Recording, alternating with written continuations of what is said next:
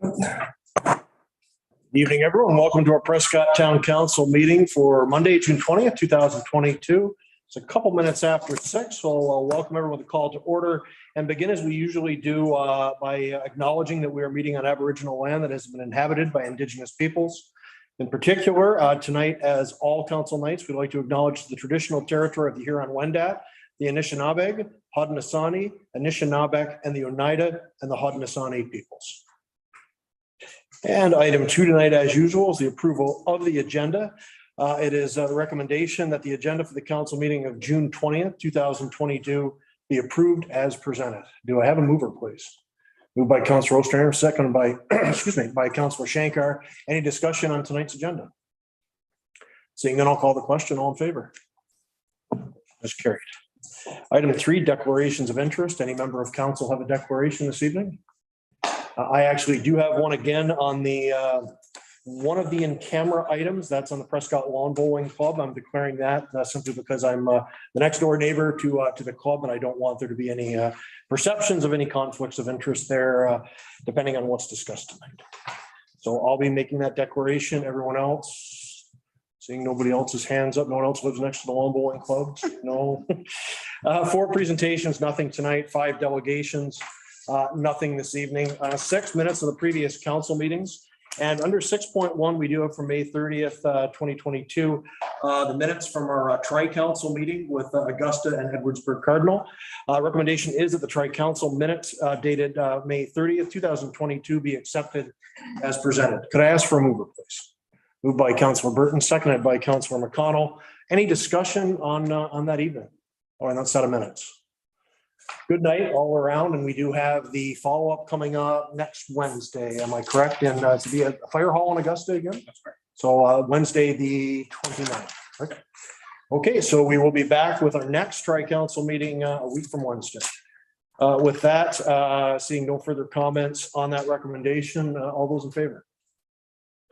Motion is carried. Thanks all. 6.2, June 6, 2022, recommendation from our council that night. Recommendation, of course, the council minutes dated June 6, 2022 be accepted as presented. Could I ask for a mover, please?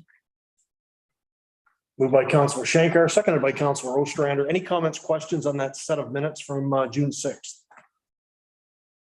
Seeing none, I'll call the question. Motion is carried.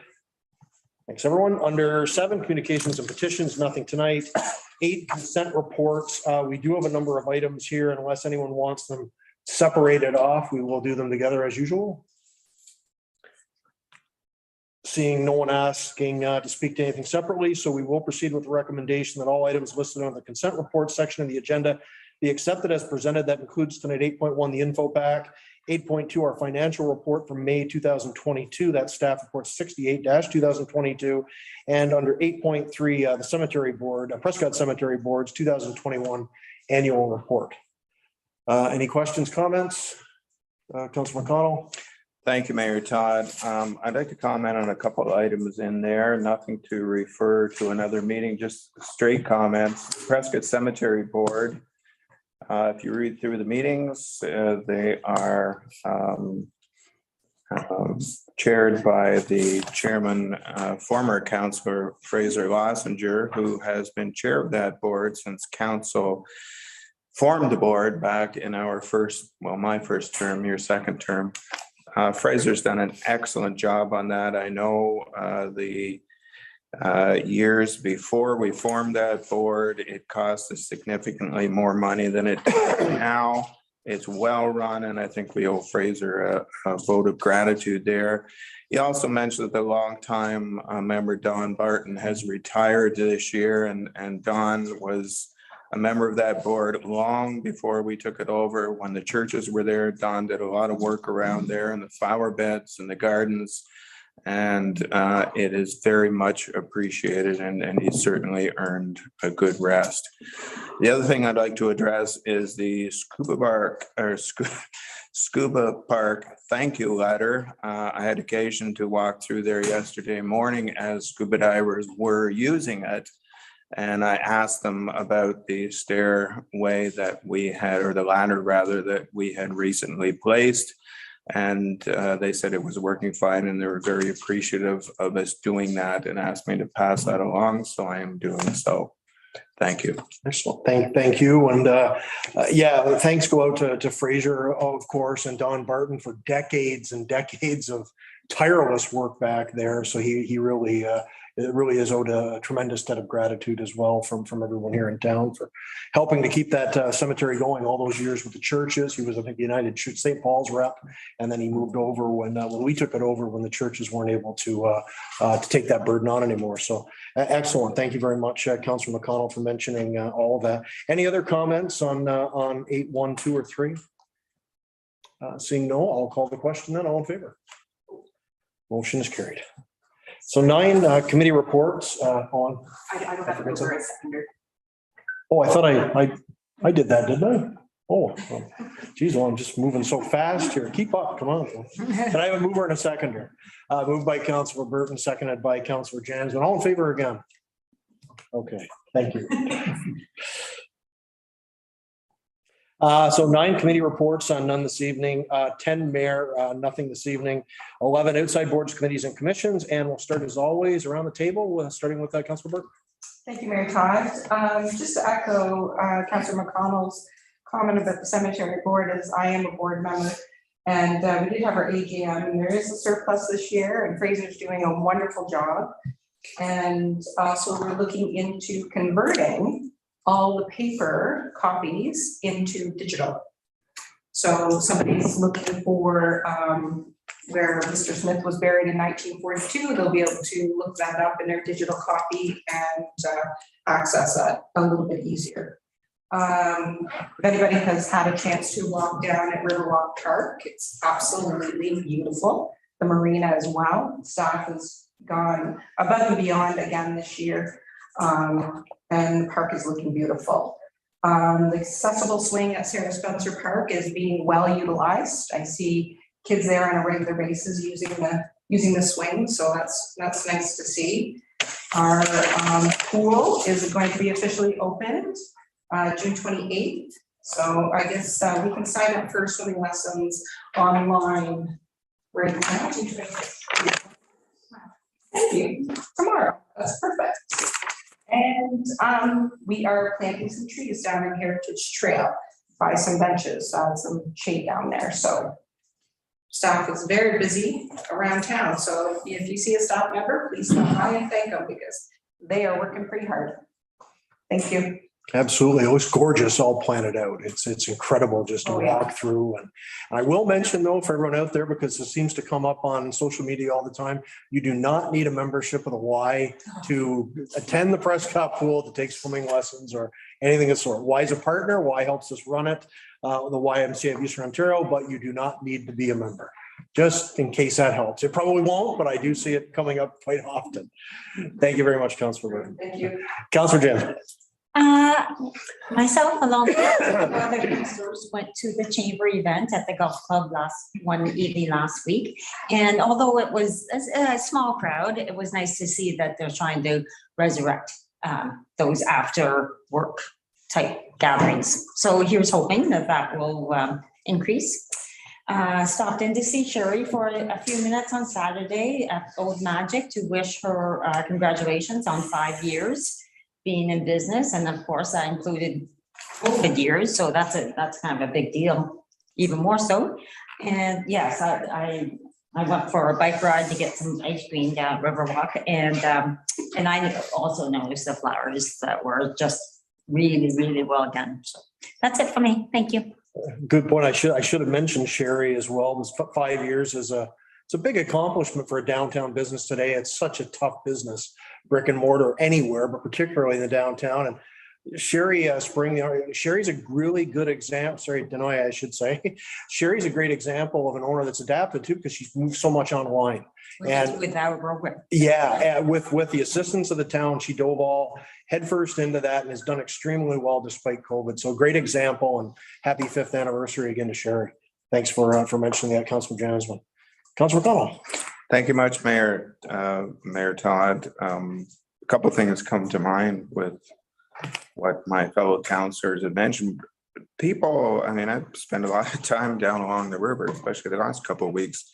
But people are always commenting on the amount of flowers, the gardens. And when I tell them we raised those flowers, those plants in our own greenhouse back at our public works facility, they are amazed. And I had occasion to attend the public works facility once, so about a month ago, and I just look in the greenhouse. And if you were ever depressed, just stick your head in the greenhouse, and it was amazing. The color and the amount of plants in there, it was remarkable. It's something that we've been able to do in the town of Prescott. It's wonderful. And in regards to Old Magic, unfortunately, I wasn't able to attend on Saturday, but it's interesting. You mentioned the internet, how she was able to do so much on internet. My wife Nancy actually, I don't know what you would call it, attended or dialed in or on one of the internet evenings that they had. And I forget what it was in regards to, but there was people from all over Eastern Ontario there online attending this meeting, including a member of Parliament. So it's kind of cool that we can have a small business on the main street of Prescott that pulls in interest like that from outside of the community. It's wonderful. And I think that's the way forward for the small stores sidewise on small main streets in Canada, and especially here. Last week, we had an online Shakespeare meeting to kind of let us know where we were going, how things were stacking up, and things are coming along very nicely. As you know, we have 4 productions that are going to happen this year at the waterfront. We're doing our own Shakespeare production of Twelfth Night. We are having another group from Ottawa in for one night doing another Shakespeare play. We are doing the 39 Steps ourselves, which is, I can't wait to see it. It's an unusual production for us. There's a lot of activity, a lot of slapstick. It's a great production. And then to finish us off, the same group that came in from Toronto last year is coming in for a week to do their production as well. And in between there will be individual evenings or afternoons of entertainment as well. So a lot going on with Shakespeare. For the last couple of weeks, I've been working off and on the castle down there, which has needed some renovation, and I can't contribute too much artistically to the Shakespeare board. So I contribute where I can, and I'm reasonably good at renovations. And it was interesting today, they were rehearsing on the stage, and I was speaking to Ian Farthing, who landed on Saturday, and they were practicing a song, and I swear to God, I'm going to hear that song all night because they went over it and over it and over it. And anyway, the people that are traveling by and stopping to talk to me are very glad to see that we're having entertainment, glad to see Shakespeare back again. They're so happy to be able to just get out. I see a lot of people that are not from town, that are obviously from other countries. I see other languages being spoken, and it's nice that we are a welcoming community, that we do have this parkland along the riverfront, that not only our citizens that but people from outside our community can come to and enjoy. Thank you. Thank you. Councilor Ostrander. Thank you, Your Worship. I too attended the Chamber of Commerce event last Thursday, and it was nice to see some familiar faces, and the fact that they're getting up and going again, and the fact they're holding, we were just one of 4 locations that they're holding these little cookie and drop-ins, I guess you could call them. But no, it was good to see those folks, and nice to see a new employee in the area or new business, Point, is it Prescott Point, is it the car dealership? At Johnstown? Price Point, pardon me. They were represented there, and it's just nice to see people start to mix and mingle on the business side of things too, because that's obviously an important part. I too dropped in on Sherry at Old Magic on Saturday morning, and she mentioned how supportive staff and council have been in her 5-year journey, as she calls it. And nice to see that she's doing well. She's doing a lot of online stuff now, and there was a steady stream of people in and out for the 15 or 20 minutes I was there, and good to see. And nice to hear about Shakespeare up and running. They're back at one of their practice places is our auditorium at St. Paul's Church. So they're back there as well. I guess the final point is how well the town's shaping up looks wise for waterfront and all around. The flower pots are all blooming in all corners of town, and it's good to see. We're ready for that tourist onslaught we hope we get anyways. People are eager to travel right now, as we just mentioned. I've met a couple of people down at Centennial already that are staying in the bed and breakfast down there, and we're only, well, I guess we are. It doesn't seem as late in the year as it is, but it's already June 20th. So hopefully we have a great summer. Good. Thank you. Thank you. Councilor Shankar. Thank you. Not much. I did go to Old Magic and had a piece of their cake. You missed out on the cake, Mike. Did I? But I think that's a major accomplishment to survive brick and mortar in that kind of industry through COVID. So they did very well there. Also, just on a side note, we talk about our little town. I was over by the splash pad on Friday afternoon, and there was a young couple there. They didn't look familiar, so I was just talking with them, and they were on their way back from Montreal, and they stopped in Prescott, the splash pad, and have a picnic, and it's really nice to see. And they're like, I said, "Oh, don't forget, there's a few little stores and shops," and so they were really pleased, and they just found it just taking a break, and came downtown. And so, I know we talk about signs a lot. I don't know, is there signage towards that, or Dana, you'd know better. We're actually in the process of developing a new directional signage program. Excellent. To better promote the many assets that we do have.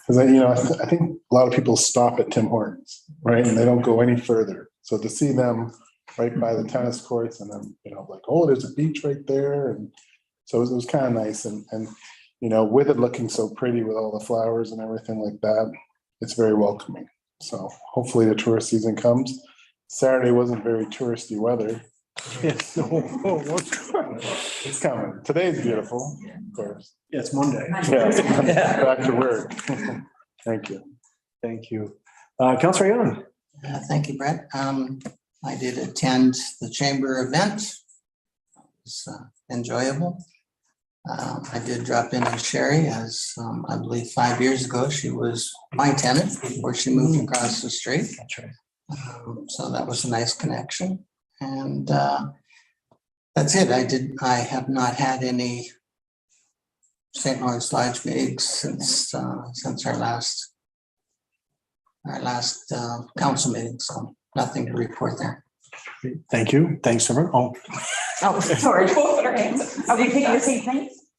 Our fire department coming in second at the games? Oh, that's a good one. I was thinking Sunday night concerts. We should add that because that's coming up. Leanne's got the brochure. I saw it. Reminded me of it downstairs again. I've seen the sandwich board. So someone want to go first? You do fire department, go Sunday concerts. Rennie would be able to speak better to it, but it was a big deal for sure. Overall second, right?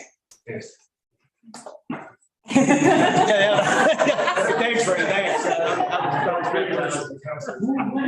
So with COVID, unable to host the games over the last few years, and we've been lucky at numerous council meetings. We have a blend of new recruits as well as some people with mid years of service, and it was great to see them practicing for the event and really putting in the hard work. And I guess some of us stayed back, keep the porch light on in case we had a call, but just talking to them after, the camaraderie and seeing the other departments and people they haven't seen in a while, and of course the good natured ribbing that goes along with it, I guess some bragging rights, because we beat some municipalities east and west of us. So pretty pleased with that. So thank you for the acknowledgement. And congratulations again, Chief, and give our best to everyone in the other department for that great success. Councilor Burton, Sunday night concert series. Sunday night concert series, it's actually starts this Sunday. So they're going to have every Sunday, starting at 7 p.m. And actually some Sundays, August 7th, I see they start at 6:30 p.m. And I also wanted to mention too, we have a big anniversary in downtown Prescott for 30 years at the Family Chiropractic Center. I'm just wondering if Dr. Shankar will be barbecuing on June 28th. Next Wednesday. Yeah, Tuesday. Tuesday, sorry. Wednesday, you'll be out of luck. Might not be any leftovers on that. Oh, okay. I should probably say first to like 100 people or something. Yeah. Line up around the block. Yeah, well, Free food, you know, free food. Big congratulations to the Family Chiropractic Center and Dr. Shankar and all of his staff, really committed to our town. 30 years is quite the achievement. Makes it- May I mention that they started in one of my buildings. the theme there. Yeah. Fire Chief Rayner, when is it our turn to host the games again? Your worship, Councilor Young, I think we're looking at 2024 because we wanted to be able to welcome everyone at the new arena complex open, and we want to set up, you know, various events and Excellent idea. Good. Yeah, nice to see you. We're probably welcoming a lot of events, and even, I mean, it almost, when did we open the fire hall? Like, we haven't even had, I don't think we've had a proper Halloween or anything at the fire hall yet, because we got hit with COVID right as soon as the fire hall opened. So a whole lot of big opening ceremonies are coming up in town in the next little while. Thanks to COVID.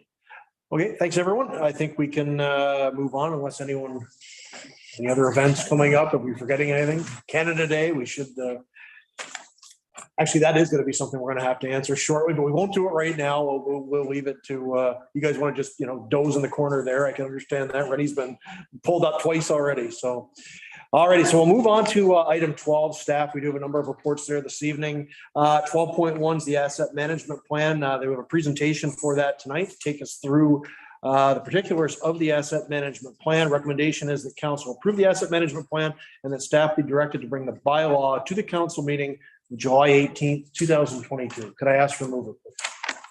Moved by Councilor Ostrander, seconded by Councilor Young.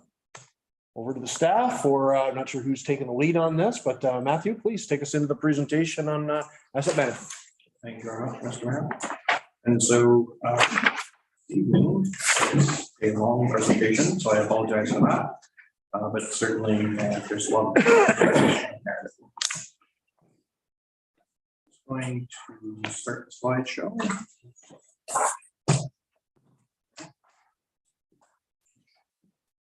So this evening, what we'll be going through is the current levels of service, roads and sidewalks, bridges, water infrastructure, wastewater infrastructure, stormwater infrastructure, and the 10-year capital plan. So in terms of the asset management plan, the province came out with a set of dates a couple of years ago to identify how people were going to develop their asset management plan in the next several years. So if you remember, there was a plan that was adopted in early 2014 based on 2012 and 2013 data. On July 1st of 2019, we passed a strategic asset management policy, and we're required to have a new updated asset management plan by July 1st of 2022. And this particular plan further works on the core assets, and core assets we'll get into in a minute, and also looking at the condition. Our previous plan was mostly just focused on age to develop an estimated useful life as well as remaining life. Whereas this particular plan that we're going through, we did quite a bit of work to ascertain what the actual condition currently is. In July 1st of 2024, the plan will be expanded to include non-core assets, which is equipment and buildings. And then the following year, July 1st of 2025, will indicate what the levels of service are currently, and then what is our desired level of service. And level of service is, you can equate roughly to the current condition capacity that we offer.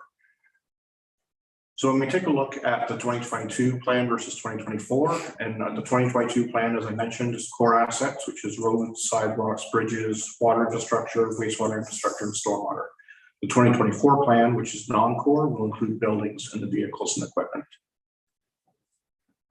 So when we're looking at condition or current level of service and condition rating, what we're really talking about there is the 2013 plan was really based on age.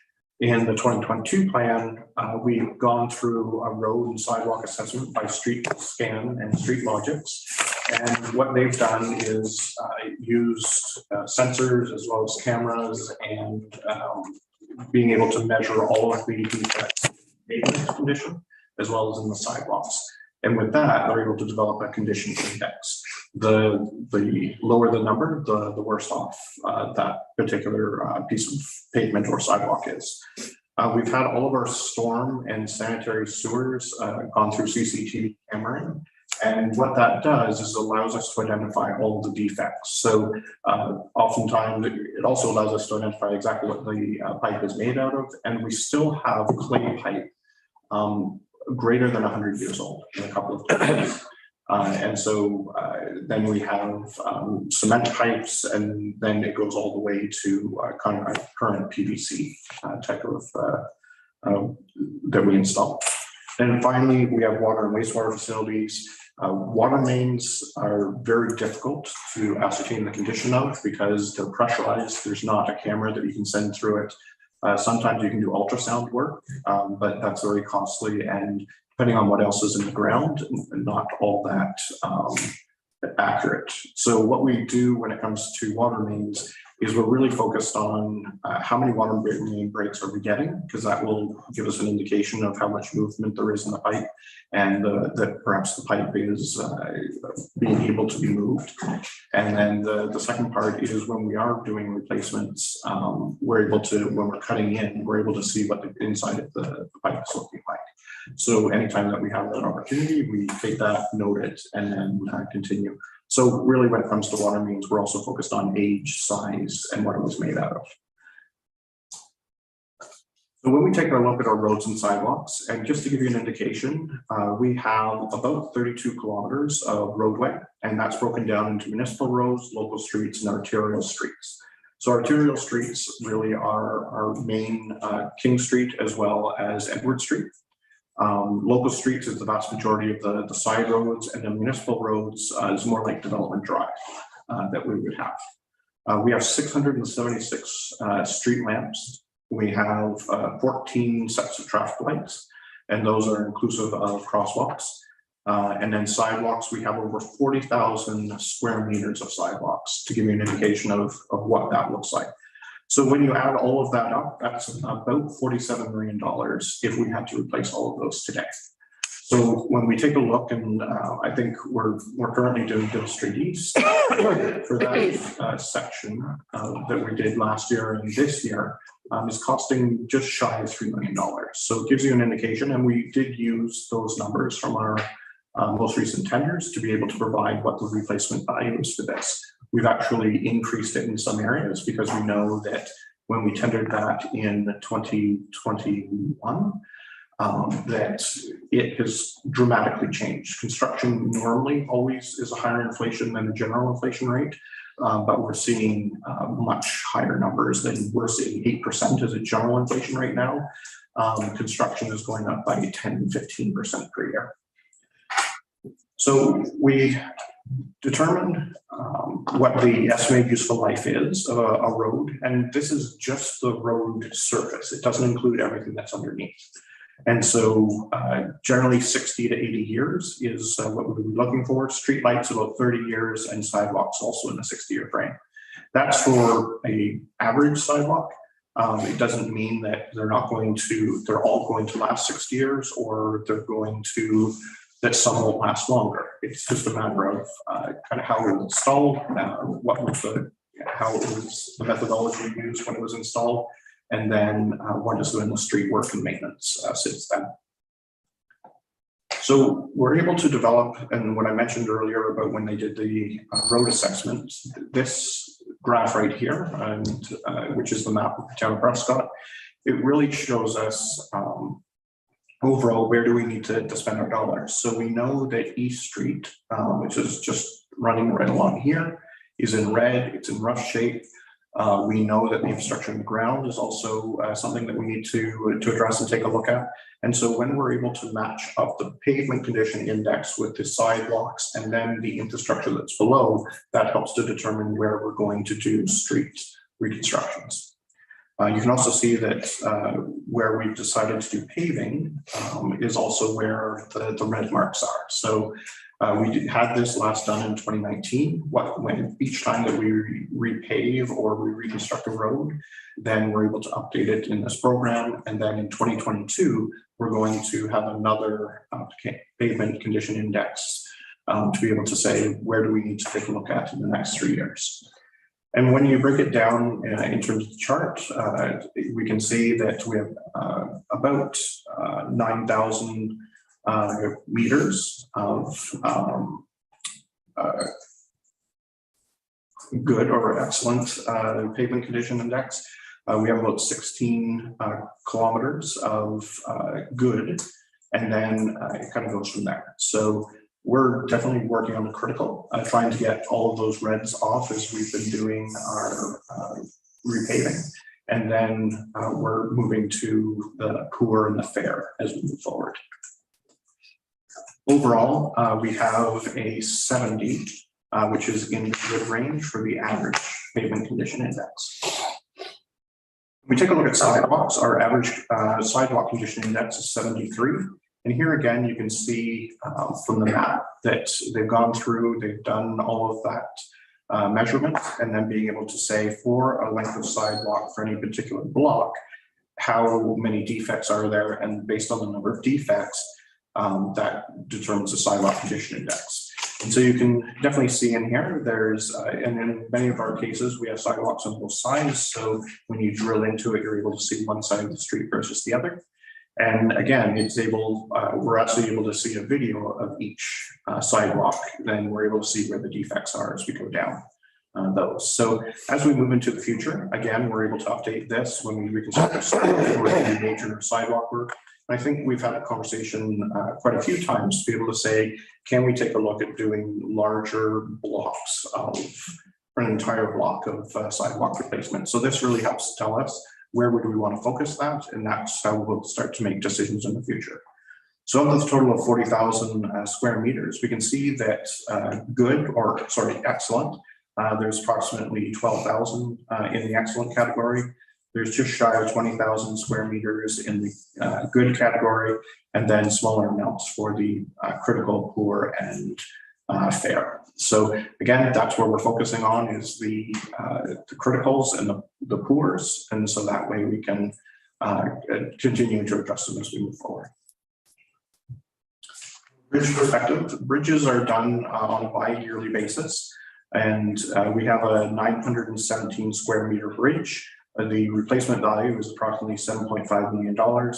And you'll see in here that the average age is 27 years. So that particular bridge is actually older than 27 years, but each time we do a major project, it starts to reset some of the age of the bridge. So I believe there was a project done in the early 2000s that took a look and did major repairs to the beams underneath, as well as the overall deck. And so that started to reset a portion of that bridge, so that it's saying now we're about 27 average year. When we go to do the project next year, it will again reset part of the age of that bridge so that we're able to get further life out of it.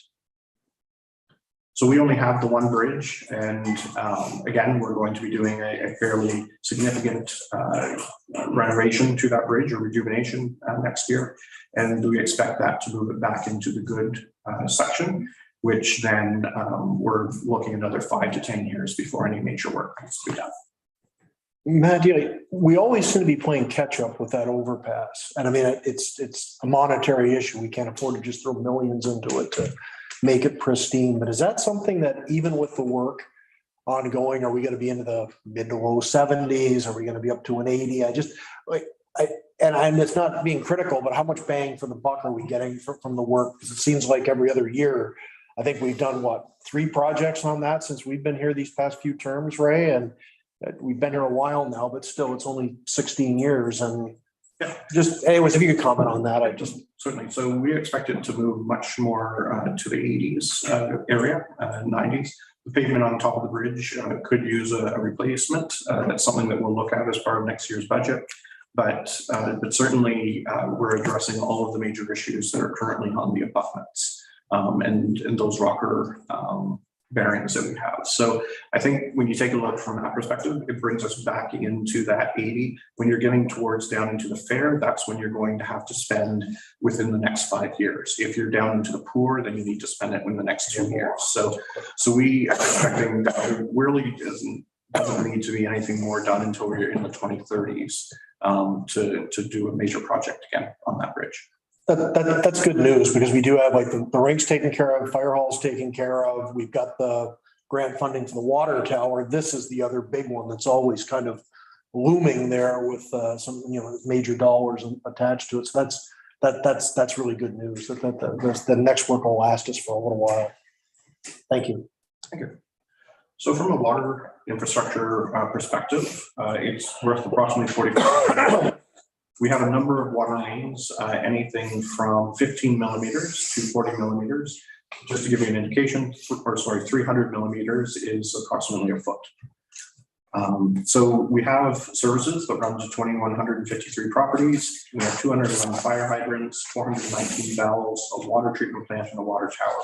So to replace all of that in today's dollars would be approximately 45 million. Now, the caveat there is that's only focused on replacing those water mains. So when we're taking a look at the asset management plan, they separate roads from the water main from the sewers, the storm and sanitary. So when we're doing a major reconstruction project, we're touching everything. So if we were to replace the water main and just the water main on our street, you would then have to start pulling from other buckets as well, because you're going to be replacing pavement, you're going to be replacing a whole bunch of things there. So that's one caveat, is it's 45 million to replace these things, but it's probably going to cost quite a bit more because you're going to be replacing streets and sanitary and storms and things like that. So just as one caveat. And then there's a number of useful years that is amounted for, determined for each of the components. So water mains are about 80 years, fire hydrants are about 50, valves are about 50. Elevated storage towers are about 60 years of pipe, and then particular portions of the water treatment plant would have different useful lives. So the mechanical systems are probably the shortest at 25 years, and then the concrete works are approximately 100 years when it comes to water treatment plant.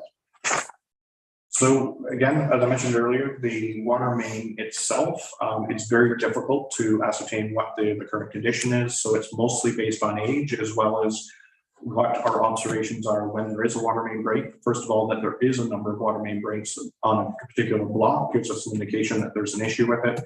And then the second is when we're replacing a nearby street. So let's say when we replaced Henry and we had to connect the water main into East Street, we got a really good look at what East Street was looking like. We knew at that point East Street needs to be the next up, because after Dibble, because it's starting to sweat through the pipe itself. Now the fact that it's sweating through a steel pipe gives you an indication of how thin that steel pipe is. So it's and that's one of the things that you always have to be cognizant of, is when you are going and doing repaving in particular, you need to understand what the condition is of the infrastructure underneath. So that's one of the reasons why we changed from doing Park Street between Duke and Boundary this year, because underneath Park Street is one of the rare clay sanitary sewers that we have. And so being able to not do the repaving on top of that, and knowing that it will be the project after East Street, is important. So that way, because when you're repaving and you bring in the roller, it's doing vibrations at the same time, and that's when a collapse can occur. So having all of this information at our fingertips is really helpful to be able to determine exactly how we make the most of our investment dollars from year to year. When we take a look at wastewater infrastructure, again, it's broken down into a number of sanitary sewer sizes, anything running up to 3 feet. The manholes, there's numerous manhole services. The storm or sanitary pumping is included there as well as the wastewater control plant. So all of that together amounts to approximately $66.5 million. And again, there are useful lives that are attached to each of those particular assets. So because we do have a much better understanding of the sanitary sewers, because we've done the camera work, we know that about 70% of our sanitary sewers are in excellent condition. We know about 20% are in good condition. And then from there, they go down to fair and critical. And again, the critical one that we're taking a look at is on East Street, it's on Park Street, are those clay ones that we're able to see, first of all, for the fact that it's the material that is very brittle. And then secondly, we did notice there was a number of defects along those because they're circa 1890. So they don't owe the town anything. It certainly they've lasted far longer than their expected life, and something that we absolutely need to address as we move forward. So from a sanitary facilities condition, we can see that there's an excellent, good, fair condition. We don't have anything that's critical, but some of our sanitary pumping stations do need some work. A number of them are a number of years old, and so it's something that we'll have to work into our overall investment plans over the next several years. Storm sewer infrastructure, and here it's only pipes. It's just a passive system where water runs into the pipes and then it flows either to a stormwater management pond or to the river.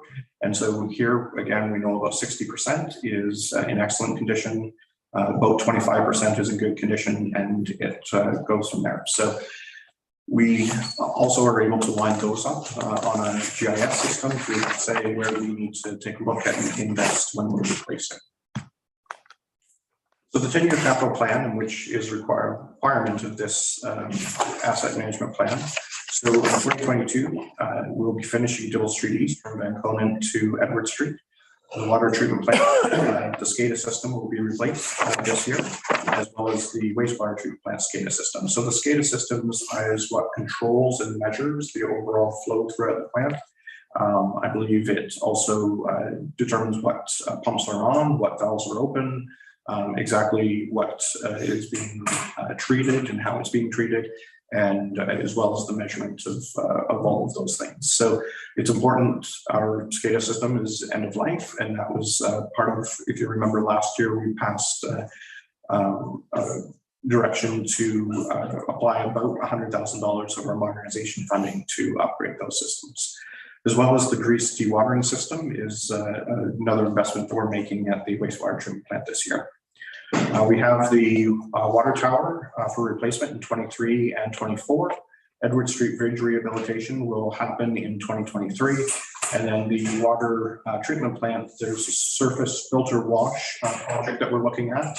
We're still doing the investigative work, but it would have a significant decrease in the amount of water that we use for backwashing the filters, as well as being able to better manage those filters, and it would reduce resources considerably to manage them. When we look at 2024, again, we should be finishing the water tower replacement back and the wastewater treatment plant. We'll be looking at covers for the sludge and equalization tanks. So Right now, those tanks are completely open, and in the summer months, a lot of algae is created, and in the winter months, it's obviously it's not covered, and so you get a lot of additional ice and that sort of thing. So those are a couple of things that we're looking at in 24. 2025 East Street from Dibble to King Street, as I mentioned, that's certainly something that we knew when we dug into Henry Street and connected to East Street, that the water main is in need of replacing there, as well as the sanitary, and I don't believe there is storms on East Street. So it's a good opportunity to replace all of those at the same time. Park Street, as I mentioned earlier, that was a reason for not repaving this year, for fear of damaging the clay sanitary pipes underneath. And then we're looking at Henry Street and the Sophia to the town border. It's, I think, one of the last pieces of clay pipe that we have. And it also runs up to Dibble Street on the right at the town border. And then King Street from Edward to East, that's a fairly old part there as well. Really everything around that Henry Street East and East Street is fairly old, and so looking to do some work on King Street in 2031. So that's a year before I retire, and so hopefully we'll just move right along on that way. So in terms of the next step for our core assets, pavement condition index evaluation will happen later this year after we've done all of our repaving work and reconstruction. Sidewalk condition was done last year, so the next time it comes up is 2024. And we'll be starting to determine the desired levels of service for 2025. For the bridge network, we'll be doing the rehabilitation next year, as well as the condition evaluation will occur directly after we finish our project, so that we know exactly what that number comes back to, and then determining the desired levels of service for 2025. We'll be completing the water models as part of the asset management program. And that will give us a better understanding of when we do add additional capacity, or not only capacity, but additional demand on the system through development, both within town and outside of town, what that looks like from a water pressure standpoint. So we'll finish the model, replacing the water tower in 23, 24. And then we'll continue tracking the water main breaks, hydrant flushing, and low pressure testing, which also helps inform the model. The wastewater network will conduct CCTV inspections as required. So now that we've completed the entire town, now it's going to areas where we might have a blockage or a backup and understanding what's going on there and something has changed. We'll complete the wastewater model as well as determine the level of service. Stormwater network, very similar to wastewater. Again, take inspections as required, and then complete the model and determine the desired level of service. For non-core assets, we'll be updating the building condition assessments that were done in 2018-19, and we will be adding that overall set of assets to the asset management plan in 2024. We'll also complete the evaluations of all of our vehicles and equipment. We have a pretty good understanding of what the current condition of our equipment is, and then it's determining how much longer will it last and when do each of those pieces have to be replaced.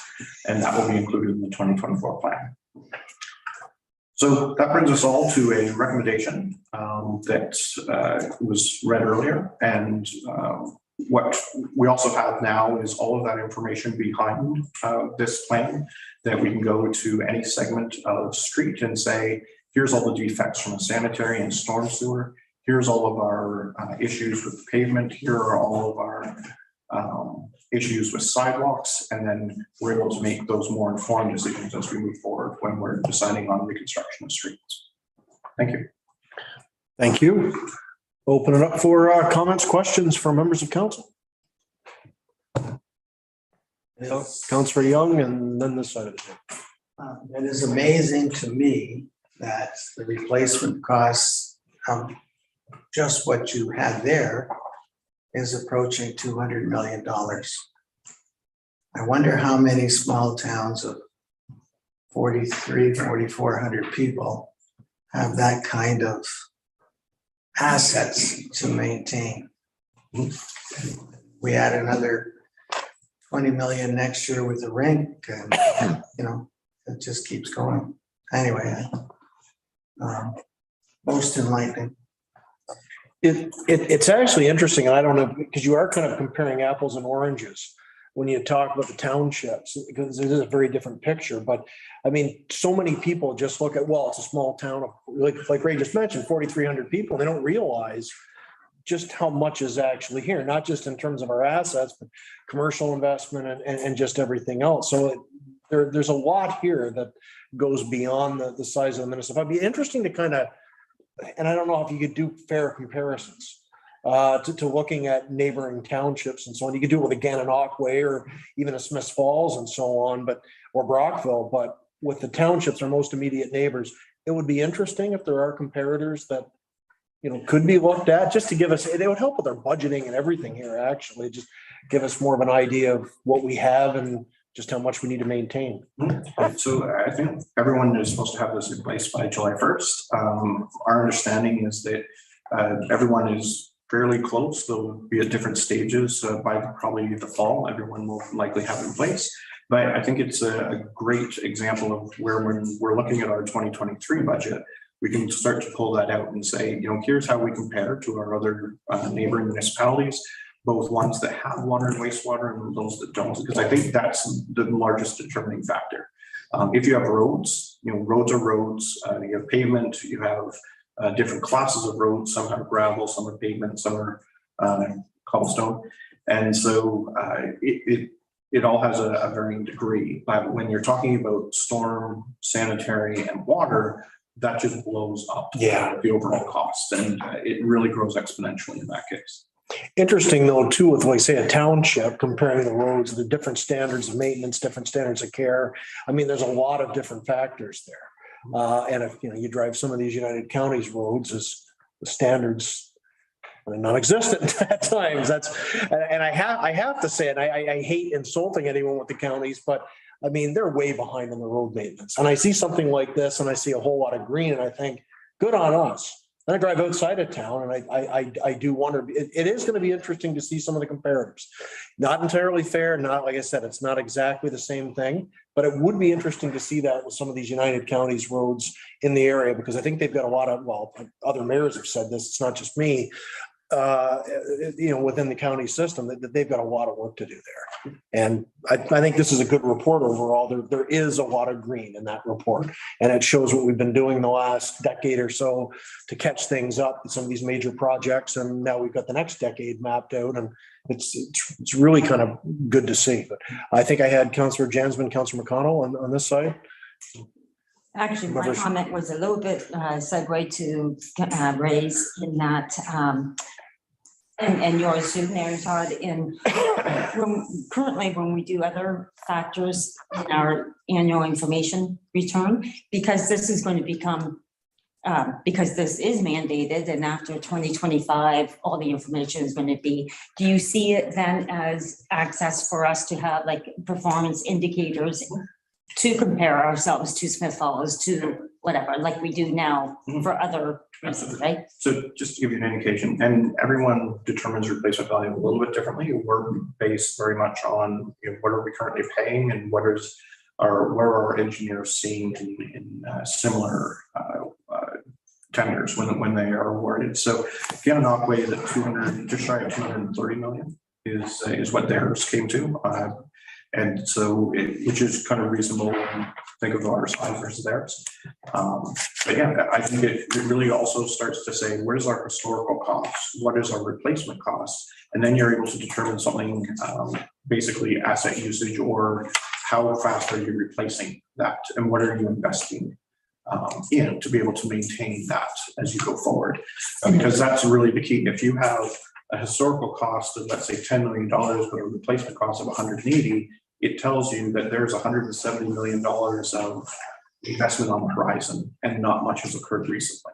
So, it's those types of indicators that you can start to develop and say, this is what it looks like over the coming future. And another example, like our condition index for the roads, or was it for the sidewalk? Doesn't matter, 70 or 73. in selling a budget decision by saying our standard service threshold is 70. So we really don't have a choice because it's now below that, for Exactly. instance, right? Precisely, Yeah. and that will be part of the 25 plan, to be able to say, what number do we want to achieve? Do we want to achieve 80? Are we okay with 60? Or, and what is the financial implication to getting to 80, an average of 80? Which then helps us determine exactly what resources need to be put behind that from a budgetary standpoint. And just a final comment, if I may, Please. I can only imagine, but I know other municipalities, other bigger municipalities have like staff just to do this. So I just want to comment how much work, I can only imagine how much work and time and effort it takes and will continue to take to get it all complete by 2025. So just recognition of that. Thank you. Thank you, Councillor Jasmine. Councillor McConnell. Thank you, Mayor Todd. Just an observation on Ray's comment over there about the amount of infrastructure that we actually have for the population that we have. We have kind of an advantage here in Prescott, and then it's a disadvantage depending on how you look at it. We're very compact. When you compare us to Gananoque, which we do very often, and they don't have a lot greater population than we do, but when you enter Gananoque on number 2 highway from the east or the west, it's a long distance till you hit the other end, depending which way you're going, or no matter which way you're going. Prescott, it's short. Our development is in a very compact area, so that when we spend money on infrastructure, we really get more bang for the buck because there's more hooked into it than there is when you have a 3 or 4 mile main street. The drawback, of course, is that we don't have room on our main street to have a main grocery store or a main Canadian Tire or a big car lot like they do in Gananoque, and we never will unless we're able to expand our borders, which doesn't look like it's ever going to happen. So it's when we spend money here, we get really good bang for the buck because of the amount that is hooked into it infrastructure wise. The other thing I'd like to say is an observation and a suggestion just from when I've been walking around. Whenever we have a big storm, a lot of water on Centennial Park at Kelly's Beach, it washes down St. Lawrence Street. It hits that cement wall at the end, and there used to be a catch basin at the end of St. Lawrence Street on the north side of that cement wall, which fed through into another catch basin on the south side of that cement wall through a hole about that wide and about that deep. For whatever reason, they took the catch basin out on the north side, paved it over. So everything funnels through now that little hole into the catch basin on the other side. And if you happen to be walking around, and you can do this, just take a look into a catch basin sometime, and what you'll see in our catch basins is you look down, and a long way down there, you can see some water reflecting. When you look into that catch basin, about 2 feet down, maybe 3 feet, what you see is sand. You don't see any water. My guess is because that catch basin is on the other side of a cement wall and it's not readily visible, that when we have our sewers sucked out by that big vacuum cleaner on a regular basis, they miss it. And I don't think that catch basin does any good at all. It is hooked to a pipe, which goes down to the water, but I'm wondering if it's full of sand. So my suggestion would be that the next time we have people doing the sewer sucking, which, like I said, we do on a regular basis, make a point, specify that there is a catch basin there and have the thing cleaned out. And that might just solve the problem of those many cubic yards of sand that gets washed away in that big trench every time. Yeah, good point. And when we had that big storm there a few weeks ago, I've never seen that. The cavern was dug all the way down. It was like 6-7 feet deep. Yeah.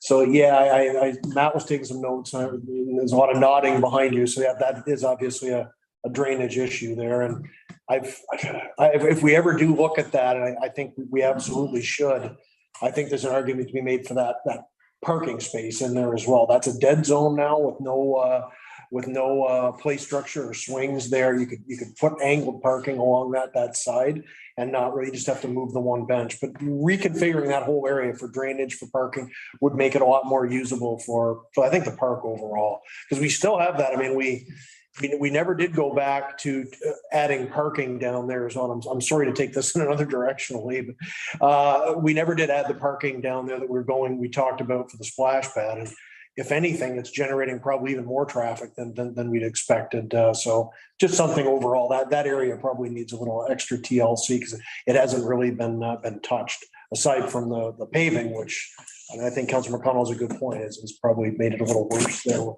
the one catch basin gone.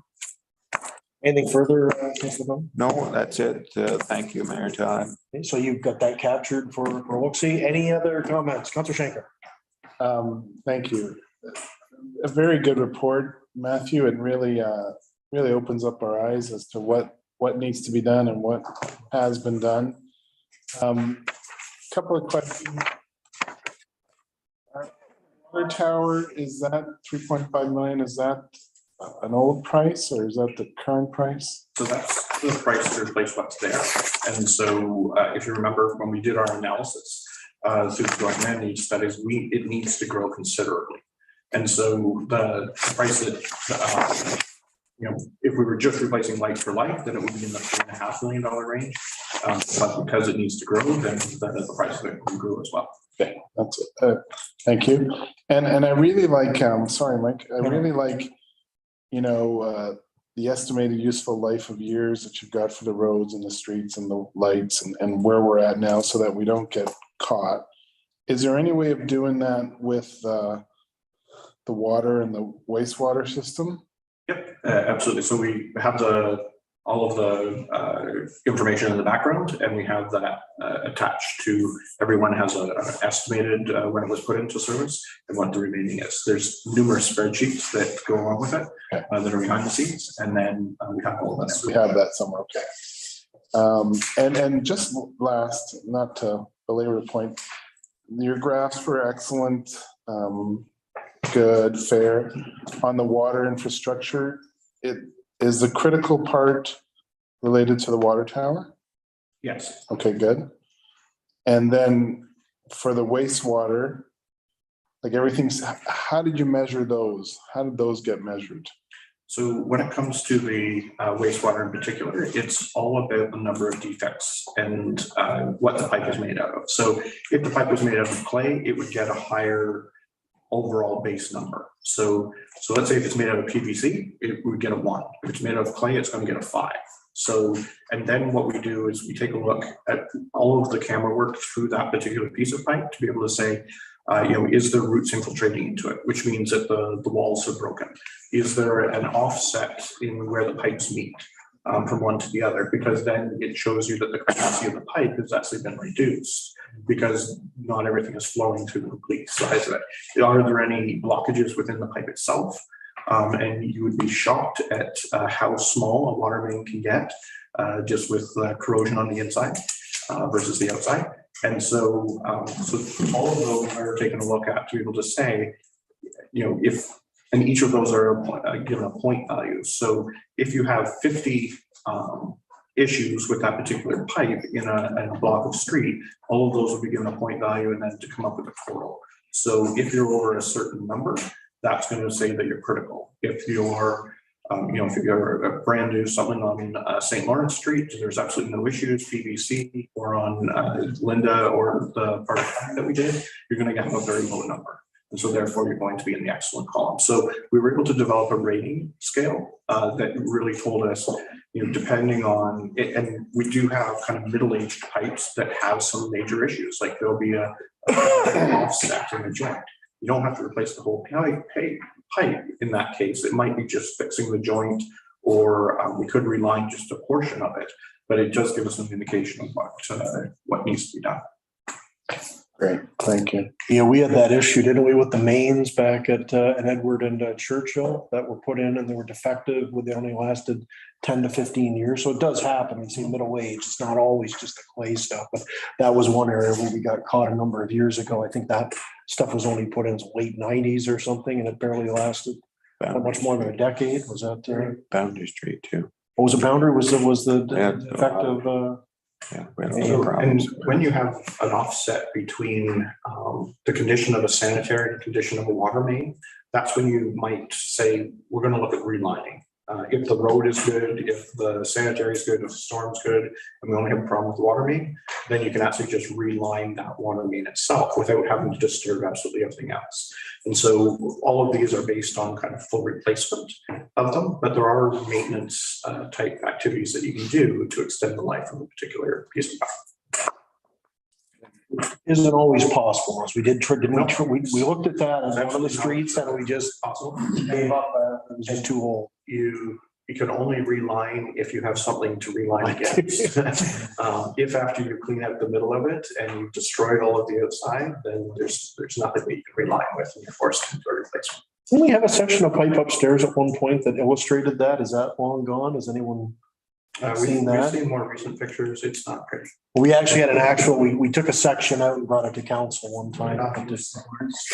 Yeah, and then that was, well, that was horrific. Some of the problems we. Inside the Miller House. And lastly, your 10-year capital plan, when you mention like streets, is that doing the streets or doing the water, the sewer, everything? Construction. So it's not just repaving or doing sidewalks or anything like that. Those are complete reconstruction projects where we're doing absolutely everything. Everything. Okay, thank you. Thank you, Mike. Well, I'd just reiterate a big shout out to Matthew for the extensive work done on this. It's obvious that when you start looking at 5 and 10 years down the road, some of it's predictable and some of it isn't, given if the aging holds out or it doesn't hold out. But my big thought as it's going around the table and during the presentation is that our newly elected Ontario government had better listen about the number of aging towns in Ontario of similar size to us. It's going to require some very shrewd planning on their part and on the individual towns to be able to put these repair projects in priority and in proper order and everything. So hopefully, it's not just us, but there's we've got 30, 40, 50, 60 other municipalities similar size to us with their own infrastructure issues and the like. And here's hoping that, we get support from that as we move into 23, 4, 5 and beyond. So, and 211 hydrants in town. When I heard that number, I thought, no, I don't think so.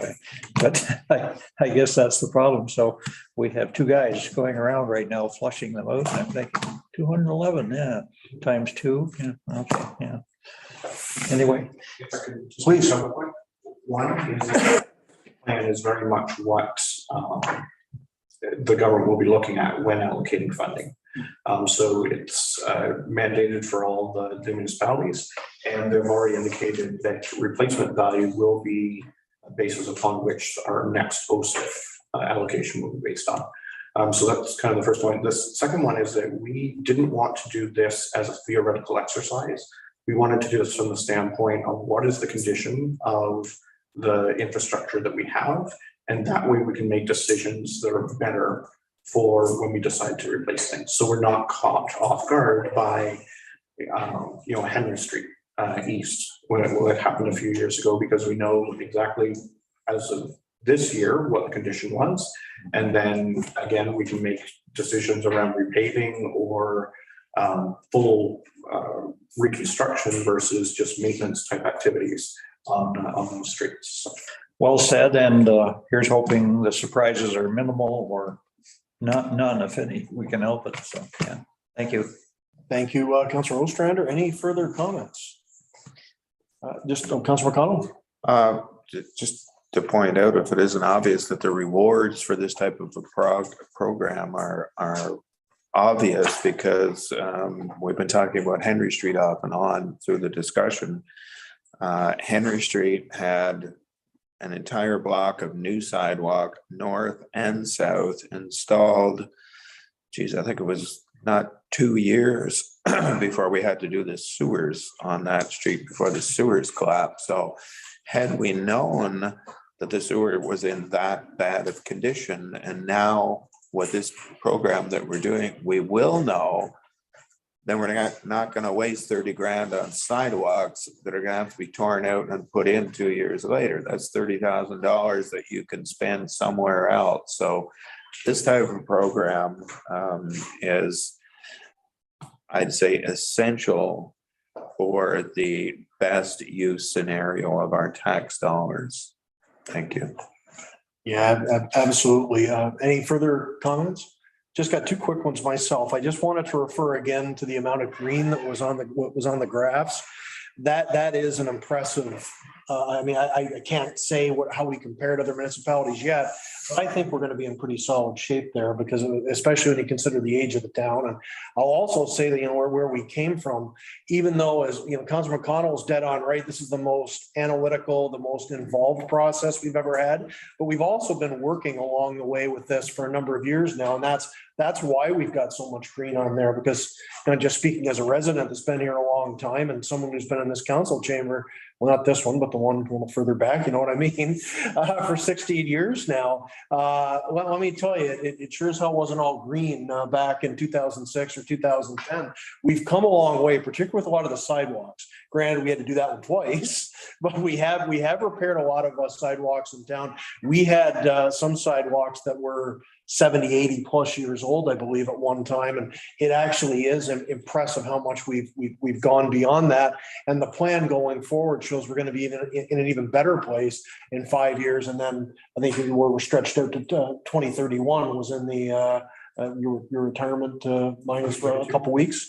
And so we're in a good place with this. It does show how much is being done, shows how much remains to be done. But the thing I want to conclude on, and this is something that Mike hit on, it wasn't that long ago that the government was thinking about that 1% addition to the HST for infrastructure, because everyone was crying about the infrastructure deficit. It's multiple billions of dollars. Yet a lot of that discussion sort of fallen off the table the last 5 or so years. Even before COVID, it was sort of running underground, because and part of it, I think, is it's proper fiscal management. It's access to greater provincial funding and federal funding. The feds have tossed some dollars into as well as the province the last few years, but that deficit's still there. And as we get finished up with asset management, we see July 1st was so as everybody catches online with this, there's going to be more pressure on the government, as Mike mentioned. And this is something that's probably going to come up at AMO. And I would imagine there's going to be some real effort to try to tackle this, probably through AMO, because we do need access to that secured and the predictable funding, not just the application stuff. So it is going to be interesting to see where this goes, because I think that's a dialogue that's got to restart between the province and the municipalities, because not everybody's is going to have the results that we have. And that's, of course, the other side of it is, and that was the complaint about asset management they brought up forward. Are you going to be punished for being in a good position? And if you're in a bad position, is that going to qualify you for more funding? So, I mean, there's kind of a balance. And whoever's handing out the money at the end of the day, I don't envy them, because I think that's going to be tough to kind of manage and who gets what. But at any rate, it's an interesting process. Good to see where we're at. Lee, you look pensive, and you have one more comment. Oh, no, it's just something that you said, Brett, and you said, we've invested, some people haven't. You may recall a few years ago that the government was saying, senior level of government was saying, if you don't owe any money, we're not going to give you anything, because you haven't been spending money on your infrastructure. If you're in debt and you have spent money on your infrastructure, then you are the person that you are the community that we're going to be looking at, because you have been investing.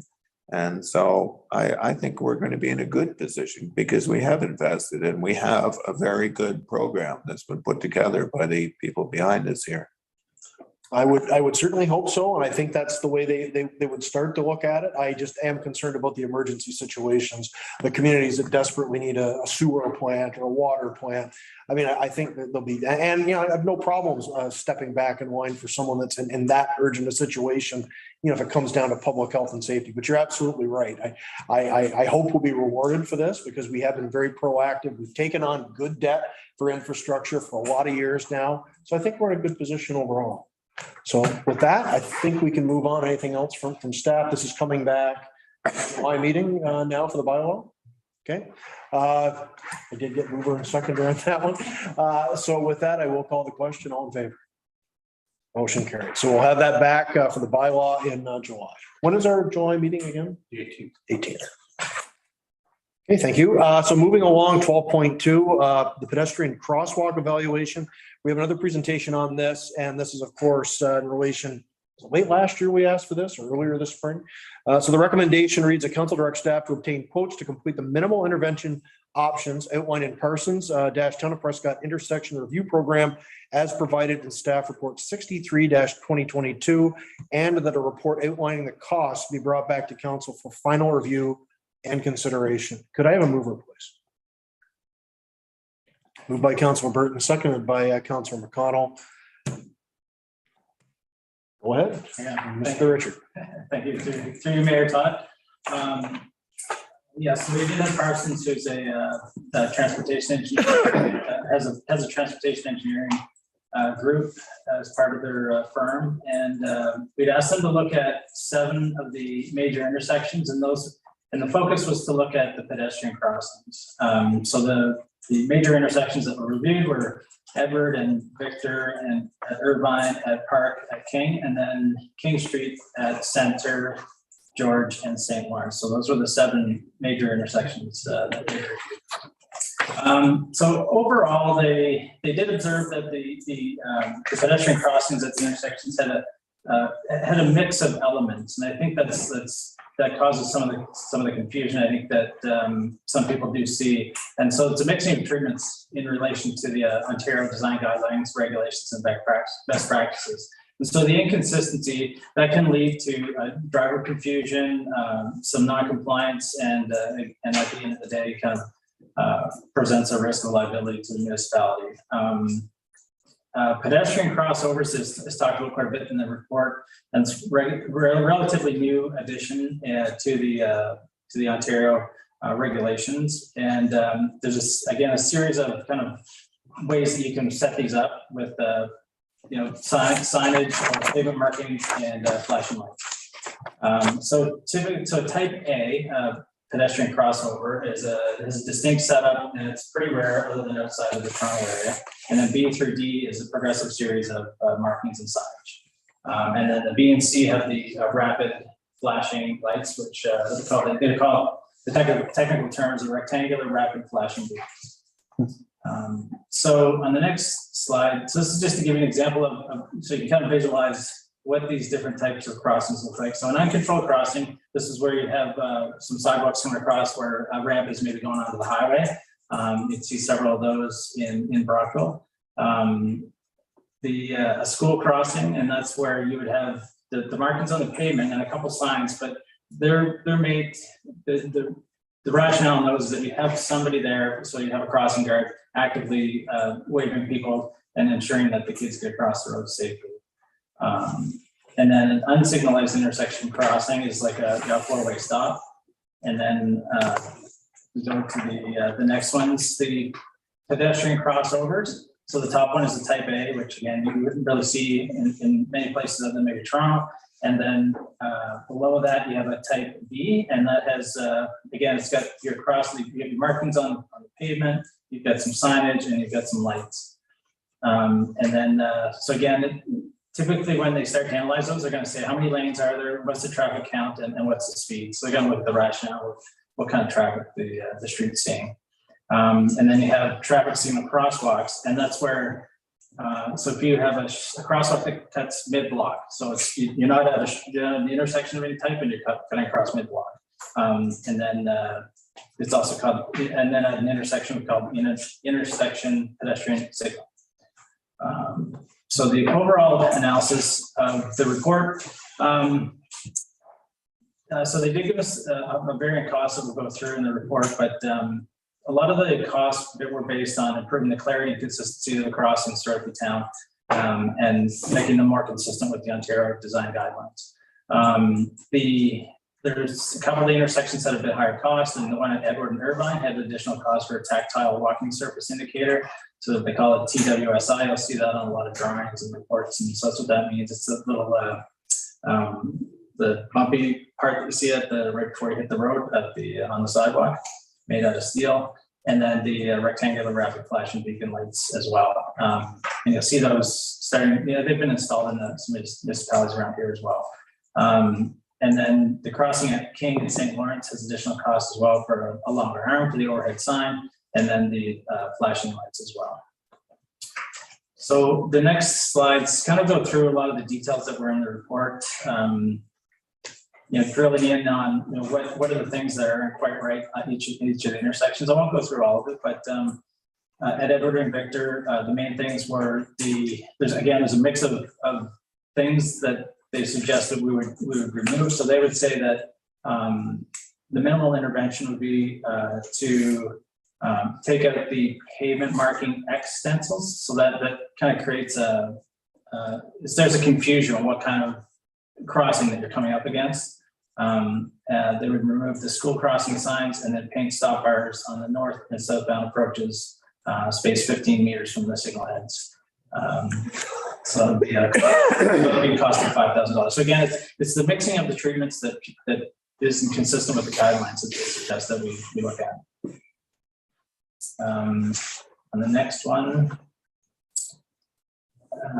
Edward and Irvine, similar type observations on this one. They said the signage at the crossing and the flashing lights placement is generally consistent with a type B pedestrian crossing. But the pavement markings are kind of consistent with a type A. So again, it's kind of the mixing and matching. And it has a school crossing sign. So they had a cost of $34,000, and some of the major costs there were again putting in the tactile warning plate and modifying the markings again on the road. And they also did suggest that a traffic count done because it is a high volume road to better understand what kind of crossing you should have there. Go to the next one. David, just pause on that one for a moment. On the flashing lights that don't meet the Ontario requirements, wig, rapid flashing, is that similar to what we see? I think Kempville has something like that, and it's almost a strobe light effect. Yes. And Perth as well downtown. You can't really take your eyes off it. It'd be so is that what we're talking about installing there? Exactly, yeah. And that would be part of the minimal. Yeah, if they have the, that's what they would call the RRFB. Yeah, so replace the flashing lights with the proper RRFB. So that's the rectangular, the ones that strobe. Yeah. Okay. They catch your attention. Like you probably noticed, they catch your attention really much better than like the slower flashing. Yeah. So that's what we'll be looking at there. So that's what we'll be getting the total cost and everything back. That's minimal for that intersection, because that's a real problematic area. And if anyone has any comments as we go here, please just throw them in. But that's a problematic one, as we've discussed here before. So that's good to see that the lights will make a difference. Councilor Burton. Thank you, Mayor Todd. Nathan, are they considering putting longer arms at this intersection so the flashing light is more visible for the drivers? I don't see that here unless I missed it. That's a good point as well, because they are farther off and they get lost in the signage. Mm-hmm. Yeah, it doesn't specifically say that, but it does say that they would do a traffic, they're suggesting that a traffic count done. And I think because it has the 4 lanes, that would be potentially something, because you're right. It only kind of hits the 2 outside lanes. So if you're in the middle lanes, you potentially wouldn't see it. Yeah, if we could make a note of that, that's a great catch, because even that Burger King sign, when you're going south, it is quite easy to miss it, right? Yeah, I was just going to comment on the lights themselves. They need to be of this strobe light variety. I realize they're raised up there because it's a lot of transport traffic there, but a lot of times the cars say, well, we didn't see them, overcast or storming or something. It needs to be a sharper light to get the attention, I think. Please. Another question too, if I may, Nathan, I mean, the lights, the flashing lights are yellow. Is there a possibility of getting a different color? Because if it's a really sunny day, you don't necessarily see those. But I mean, maybe with the longer arms, you might be able to see them. Actually, the traffic act is part of yellow and red. When you clear the intersection on a yellow flashing light, traffic can start to move again. Correct, Michael? Yes. Where the ones downtown are red lights. So regardless of the intersection being cleared, you cannot drive through those red lights. So, I'm not sure you want a red light there, because that would stop traffic for a long time. If there's a brighter yellow or a yellow with a strobe or whatever, that makes sense, but I thought those strobe lights were more maybe whitish. I thought they're like a bright, very, very different. They really do stand out. I just was talking to someone today that mentioned Chemco as a couple now as well. So I think that would. We would, they would fall back on whatever the kind of guidelines are through the Ontario. There's several manuals or regulatory basis that they would choose them on, but I've only ever seen them as white on a pedestrian crossing, the flashing ones, yeah. I mean, this is a high area for the students. Yeah. I mean, they cross wherever, but hopefully they're crossing when it's safe. And if we could make this area more visible, I mean, it would be better for, everybody involved. Thank you. Yeah, compared to Victor at the high school, it's much, I don't know if it's the high school, it's the fact there's a crossing guard there a lot of the time as well. But you don't see people blow through that one as often as here. This happens very regularly. Oh, yeah. No, it's a regular, yeah. So is it something that we should be looking into adding a crossing guard at that intersection during school hours? I don't know. I think we talked about that at one point. I'm not sure how far we went down to look at it. It's so close to the other crossing. I think we decided against it, but. Yeah. That's the catch, right? And they're not pressing the button to activate the lights. Yes. Sometimes they're not crossing them at all either. Yeah. It's the same downtown though. People just don't hit the damn buttons. Okay, excellent points. Anything else on these first two? Saying no, please go ahead. So next one's Edward at Park. So this one again, it has the overhead, lights, the red, green, and yellow. Has the X pavement markings and no passing here to crossing signage like as a type A. So again, it's like you got a bit of a mix. The other one that they noticed is that the stop bar, they said was too close to the signal display. It says about 3 meters away, so it makes it difficult for drivers to see the signal display when they're stopped or they're near the stop. And so the minimum separation distance they're saying is 15 meters. So again, the minimum treatment on that is removing things and then painting new stop bars.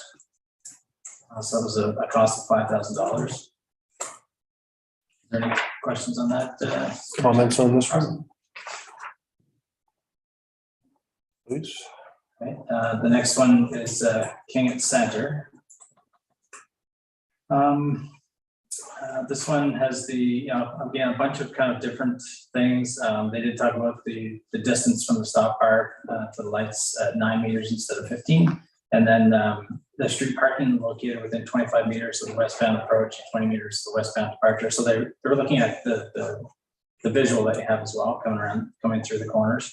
And so some of the suggestions that they had for the minimal intervention was the shark's teeth to take those out and then paint new stop bars, and then add a no stopping zone and And then look at the parking prohibition as per the Ontario Traffic Manual Book 15 for the pavement markings and signage changes. So again, this one, so again, it's an interesting intersection. I mean, I think the other one they want to make sure is that the signage is proper. It's got to go to the one side of the road for the crossing as well. So one of the major changes here would be moving the traffic, the parked cars further off, so another 5 meters, which would help somewhat. This one, I mean, I'm not going to comment too much on this now, but King and Center and King and George are the ones I still have the most issues with, going back to when I mentioned it last year and the year before. I still think it's really problematic. I had a older gentleman just last night that clearly thought he was coming through at a four-way and pulled out right in front of me on Center Street again. And then a truck followed him thinking, I guess, the same thing, and then almost T-boned me. So, I mean, it does happen a fair bit there at those two intersections. And what I lean towards, as I mentioned last year, was four-way stops with red flashing lights in the middle. I mentioned that. I talked to Matt about it again a couple of weeks ago. That's still what I lean towards for King and Center and King and George, because the through traffic, I quite frankly don't think works. But anyways, I'll more on this a little later, maybe. Councilor McConnell, you drew. I did. Thanks, Mayor Todd. Last week I ran into a very nice lady whose name escapes me, with a white cane and a Yorkshire Terrier down by the water, and she was telling me that she has a great difficulty crossing King Street to go to the post office or go to the bank because she can't see. She can push the button for the light, but you can't see when the light changes. So she kind of takes her life in her hands unless somebody comes along and helps her cross. So she was asking me if it would be possible to install a chirper down street like they have at in Brockville at Courthouse Avenue there. And it seems to me that Center Street and King would be the obvious place for it, because the post office is up Center Street. So I said I would pass that along, and I mentioned it to Matthew by email today. So staff is going to look into that. So I don't think that I would be in favor of just passing let's do the minimum on each intersection tonight. I think we should take a closer look at each one of these intersections and see what's required. At this particular intersection as well, what isn't part of the minimum is that post in the sidewalk on Center Street. And I know we've had a great discussion on the two sidewalks on Edward Street from King to Water. And we agreed to spend 14 grand to take the trees out and make a wider sidewalk, or at least a navigable sidewalk on the east side. Well, we have two sidewalks on Center Street from King to Water, and one of them is virtually useless because you can't access it from the north unless you want to step out onto the street. And my dog, for whatever reason, has to squeeze through between the clock tower and that post every time. Means I have to squeeze through there. So as part of whatever we're doing on that intersection, I would really be in favor of taking that post out of there so the sidewalk is accessible on that side of the street. Thank you. Thank you. Good point. It's completely inaccessible, let alone to anyone in a scooter or any sort of anyone differently able. Just your average person, it's pretty difficult to get through there. And that's been we made it worse actually when we did the improvements to the clock tower as well, because we brought everything out there. When we did the paving stone and everything around it, that made it much narrower. And if I may, the garbage can that hangs on the post for that block happens to be on that side of the street as well. So it's kind of, I think, worthless. When I looked at this last week, I think, was that not mentioned? And isn't it one of the more extreme? That's when the cost really starts to skyrocket, when we start moving the poles out. And I mean, it only makes sense. We start really tearing apart the infrastructure down there. It's going to cost us. Yeah, exactly. And so the moderate interventions for, doing everything in the minor, the minimal, and then adding several other things like moving the poles and so the sidewalks are clear. Maybe changing the signal hardware, and then the pole foundations as well, like, changing those out. So that's where you bump it from a couple $1,000 to $60,000, and then complete intervention is $140,000. And that's redoing everything at the intersection. So we've identified around the table, the one up at Irvin and basically by Burger King and Edward Street in Irvin. That's one number of some mentioned as needs special attention. And King at Center, and I'm pretty sure King at George next. I think they'll be in the same boat, if that's fair. I don't want to speak for everyone, but I think, Councilor McConnell's right on that. We really do have to take a real look at this because I think the needs are different enough at each intersection. And obviously minimal doesn't mean just minimal. It's a different standard with each intersection. And the minimum was like 34,000, was it not, at Irvin? So some have already got more to it, but King and Center and King and George, and maybe to a more limited in a more limited basis, the King and St. Lawrence as well. But if you want to run through them, Nathan, and we'll just maybe just try to bring this around at the end and decide which ones we want to focus on and when we can get a staff report back on this. Absolutely. So so through you, Mary, you're right. The King and George does have. They did note that there's similar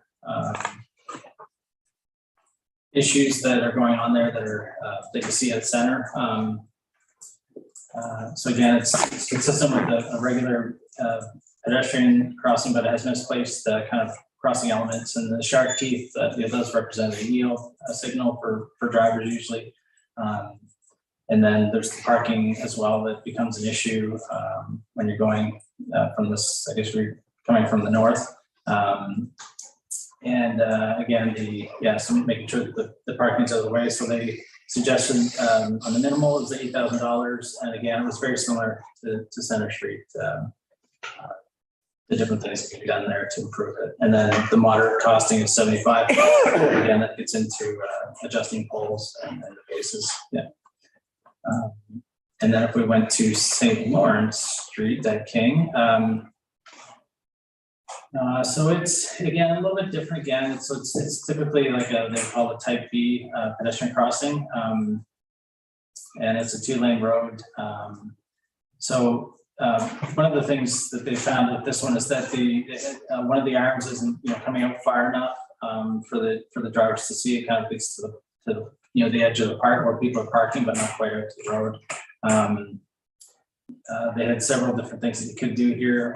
Again, to take out the stop bars. There's some warning signals that could be added in.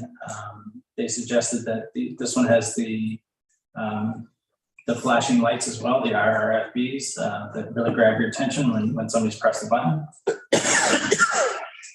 Add no stopping zone and parking prohibitions as per the recommended guidelines. And add a signal that says, cross on the other side because we don't have the crossing on both sides.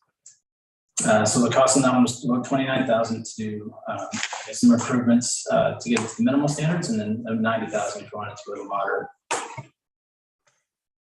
And then if we go to save the best for last, you're probably wondering why we didn't hit King and Edward yet.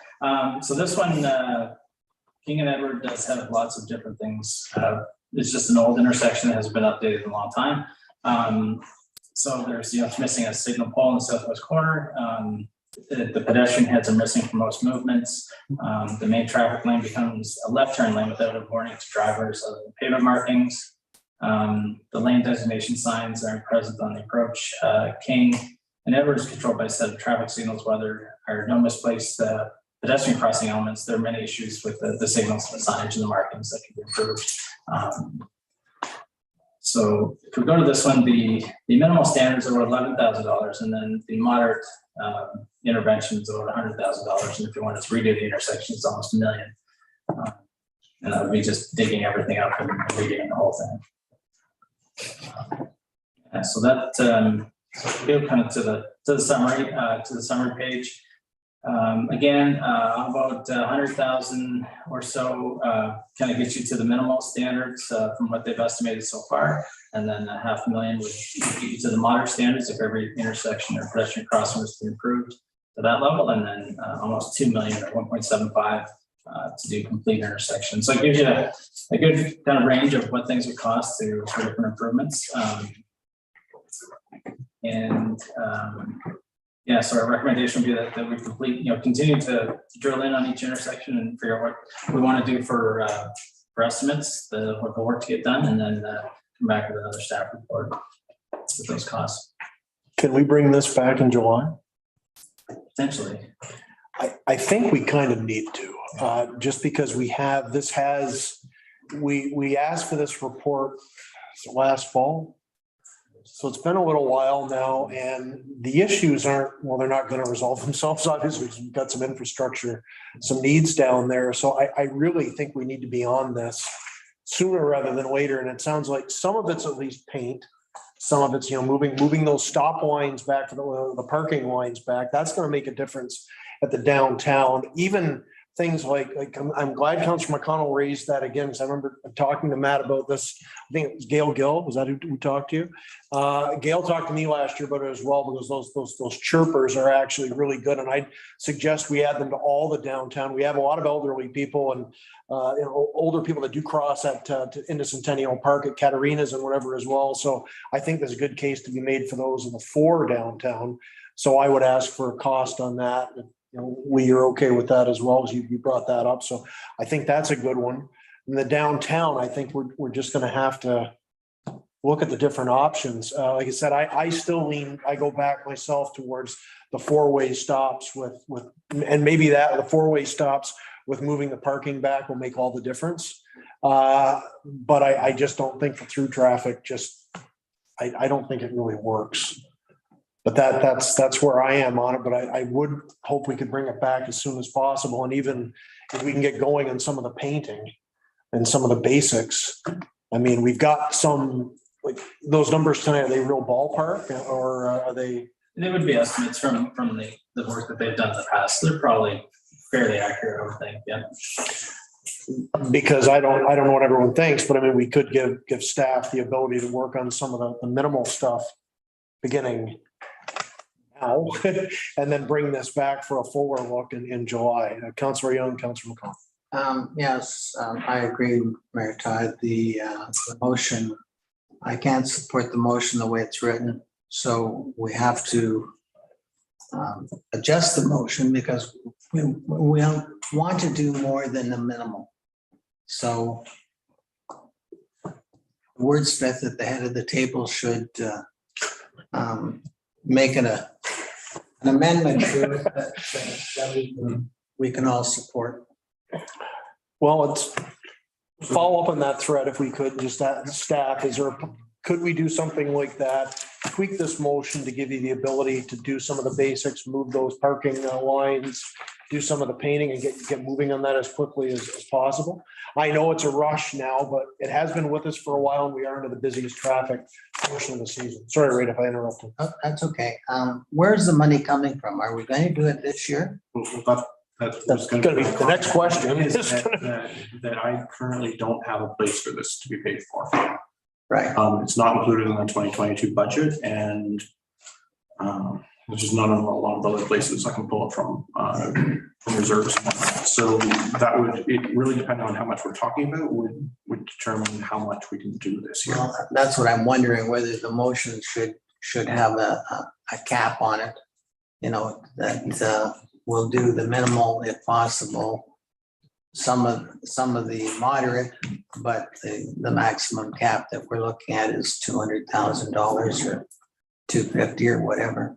And I know we're going to have to go into reserves. Eyebrows are about to pop off. I think 200's a magnitude more than Matt was thinking, but to be perfectly honest, I'm not 100% sure where we get 200,000 out of this year's budget to pay for it. We already have the amounts for the infrastructure reserve spoken for. We already have those.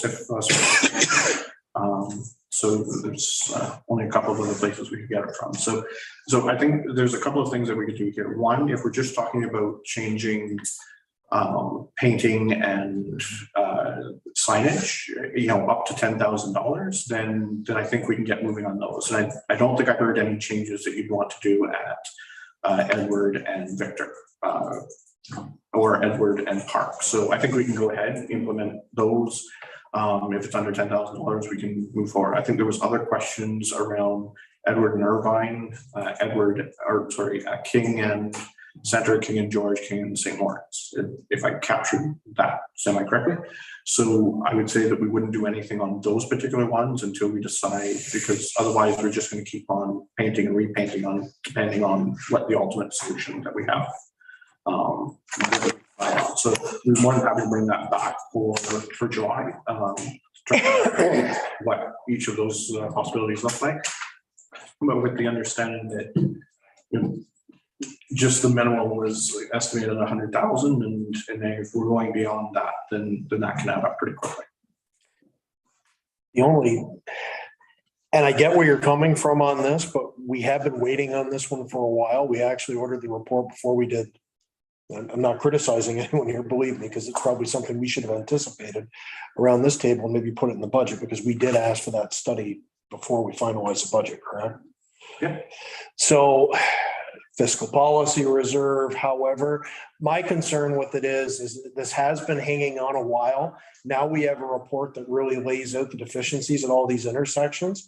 And when we're spending $20 million on a rink, and like we're spending on some other items that are key to the municipality, don't get me wrong, I'm as pro rink as anybody, but if we're doing that and then we don't have 100 or 200 grand for core road safety in the heart of town, that's just that's a tough one. Although I understand exactly where you're coming from, I don't know how we just sit back on this, just spend 10 grand and skate through to next year. That's just problematic for me because of the safety concerns. Ray, did you have anything further? No, but I feel that obviously we don't have $100,000 sitting in a unmarked fund, but we must be able to borrow it somewhere or find a. I'm not comfortable with giving staff direction to go and spend up to $100,000 now before we come back to council for those fund decisions. Oh, no. I understand that. Yeah, that's fine. I'm just talking about the bare, like, if we could talk about just the painting, moving some of the basics. But if you decide to do something different at Edward and Irvine, King and Center, King and George, then everything that we do now will then have to be redone based on if you decide to put in a four-way stop, if you decide to, do a number of other things. So unless you're going to keep the exact same treatment, then sure, we can go ahead and do the painting. But if you're going to change the treatment, put in four-way stops, put in flashing red lights, things like that, then all of those stop bars change, and all of those things would have to be redone. The stop bars, but the parking would go to the 30 meters from the intersections everywhere. That's the recommendation of the corners themselves. That's a pretty good start, because the biggest problem we have is the parking down there, eliminating the visibility. Okay. I mean, there's a lot to talk about here. That's the problem, because we can unpack each intersection and we're here for 2 hours. If we can get it back in July, but then I just wonder, then we've got to book painters, we've got to book the work. Then next thing you know, it's getting done in October, and then we're pushing weather. So I don't know. I see this, and it's just very problematic because it's really underlined a lot of deficiencies, a lot of small ones, and a lot of mid-range ones that are going to tie into them. I mean, the biggest complaint, I literally just got something a half hour ago, not about the downtown, but a corner on Park and East.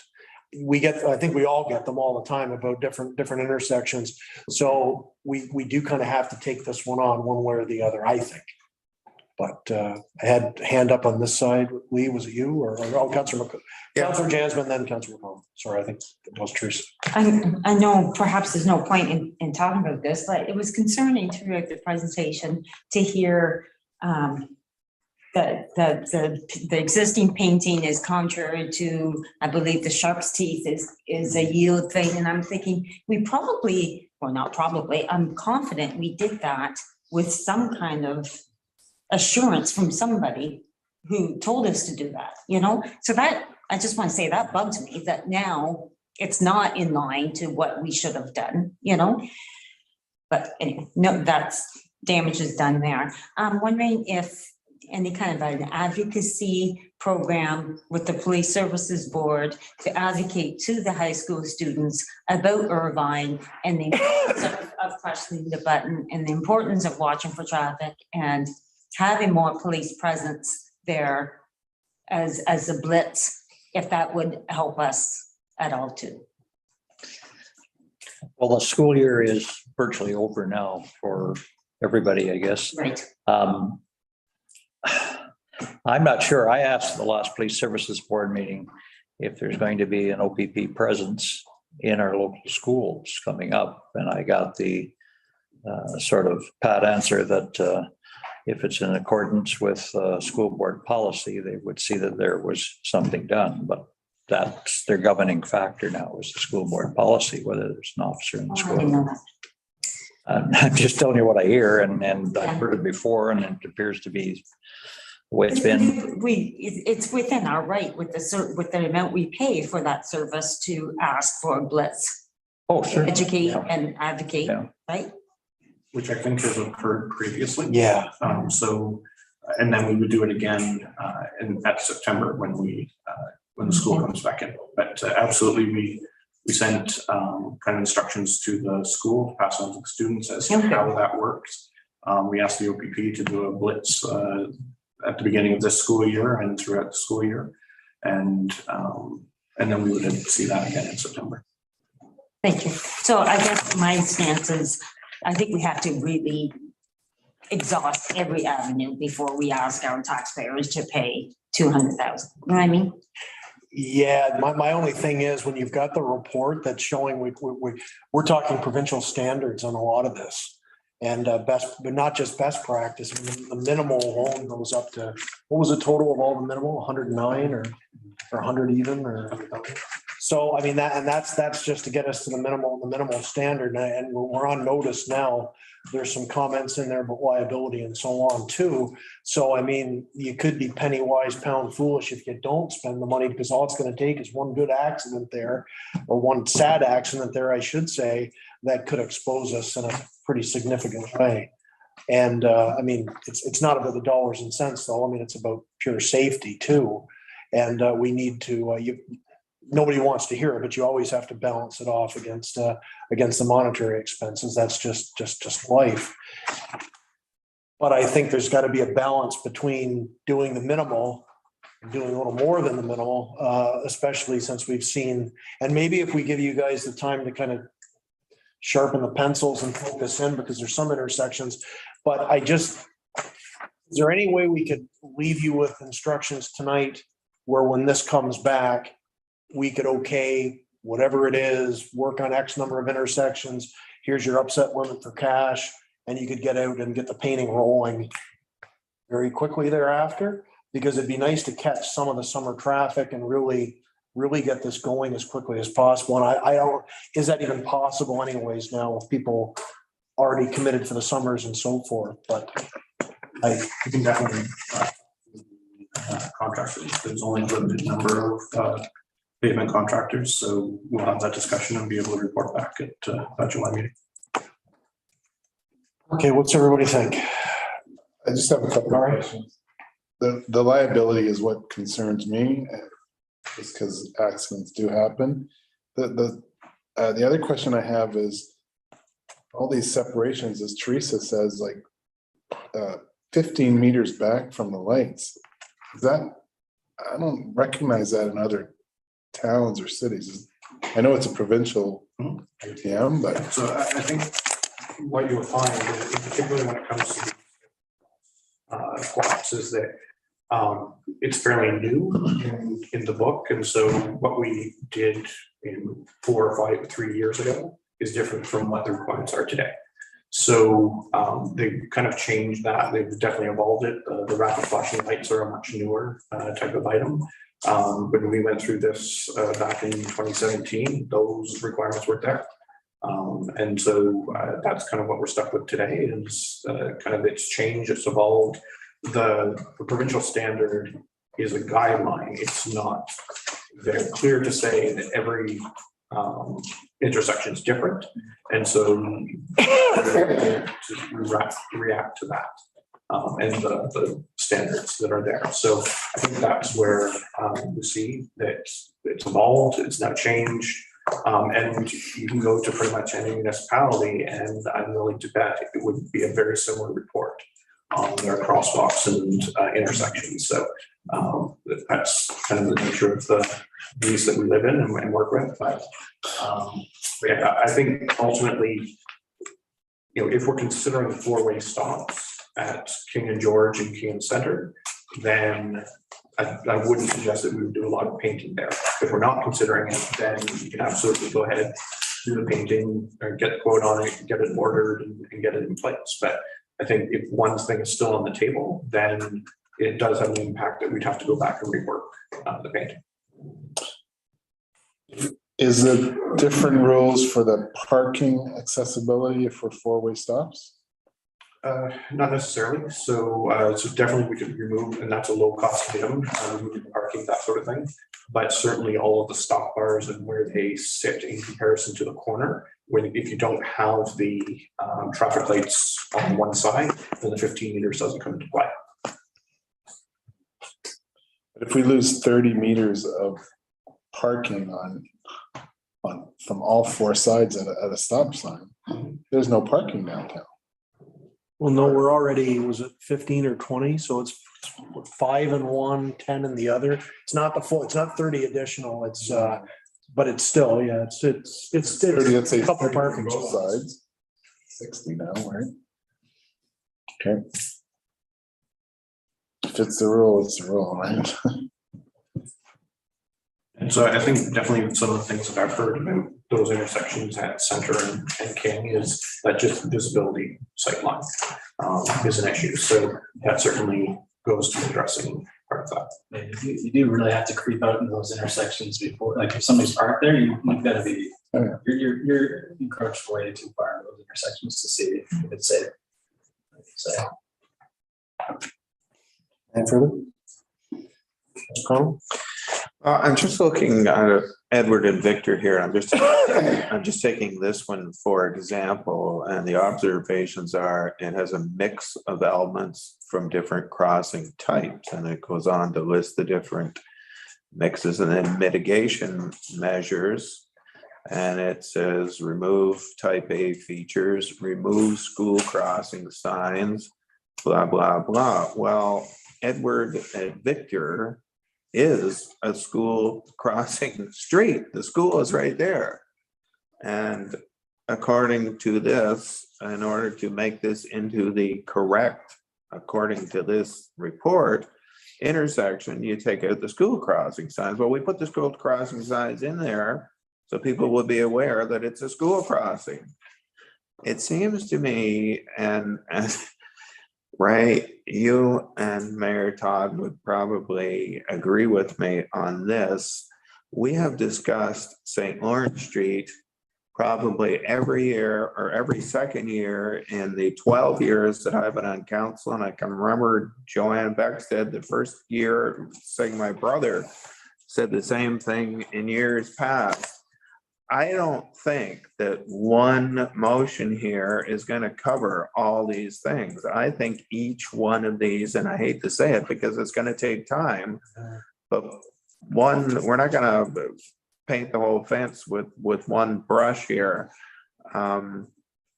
Each one of these intersections, we're going to have to take a look at and say, okay, well, we need school crossing signs. There's a school. So does that mean we don't want it the type of intersection that they're suggesting? Maybe we should make it another type of intersection that they're suggesting, but whatever type we make it, it has to conform with all the stuff that is now part of the Ontario whatever traffic act. So asking staff to unilaterally go around and paint a bunch of stuff or paint out a bunch of stuff, I don't think is reasonable. I think we need to take the time and of course, we got an election coming up. I was going to say this fall to sit down, look at each one of these intersections and see what it's going to be. And then that indicates what we got to put in, what we got to take out. And everybody's got to be, well, not everybody, but 4 of us have got to be happy with it to move along. So I don't see one motion here, and I don't see our staff being directed to do a bunch of stuff this summer when it's questionable. And I just took that one. I could have taken any other one, and I'm sure I would have found the same thing, that there's some things that we put them in. I mean, Teresa mentioned, we put those diagonal things in there for a reason. And okay, well, now they don't go along with what's supposed to be there. Well, you know, we didn't just decide to do it for fun one night. We did it to make the intersection safer. So I don't see passing some unilateral thing. And the other thing is we're missing one main intersection here. And I've mentioned this to staff on a computer, and that is Edward at Churchill. I mean, we're built out residential wise as far as we can go west, but any new building in Prescott is going to go east. And where's it going to empty onto Edward Street? It's going to empty onto Churchill Road. Kids are walking, they're going to be going up Churchill Road. And with the new arena, which is west on Churchill Road, there's going to be more traffic there as well. So I think any study that we do should also include Edward at Churchill. And it's missing. So to me, the report is not complete. Well, I think you're absolutely right, but I think we can tweak the motion that we give staff something to go on, because obviously we want them to come back with something. So if we tweak the motion just to direct staff, I think, and I'm just going to take this off what Ray mentioned about the whole minimal thing. If we remove minimal from the motion and just directed staff to obtain quotes, and someone help me with the wording on this, just basically to respond to the feedback that was presented this evening on the individual intersections.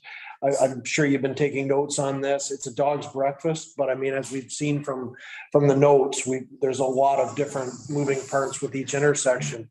So if you could come back with something just on that connects both with the Parsons report and also the feedback this evening, and then try to put some dollars in a work plan to it. A couple of weeks. That makes sense. You're retiring at 31. Again. So I guess really the only question is are there changes, fundamental changes to any of the intersections that we're considering? So are we working with the infrastructure that we have today, or are we considering 4-way stops at King and George and King and Center?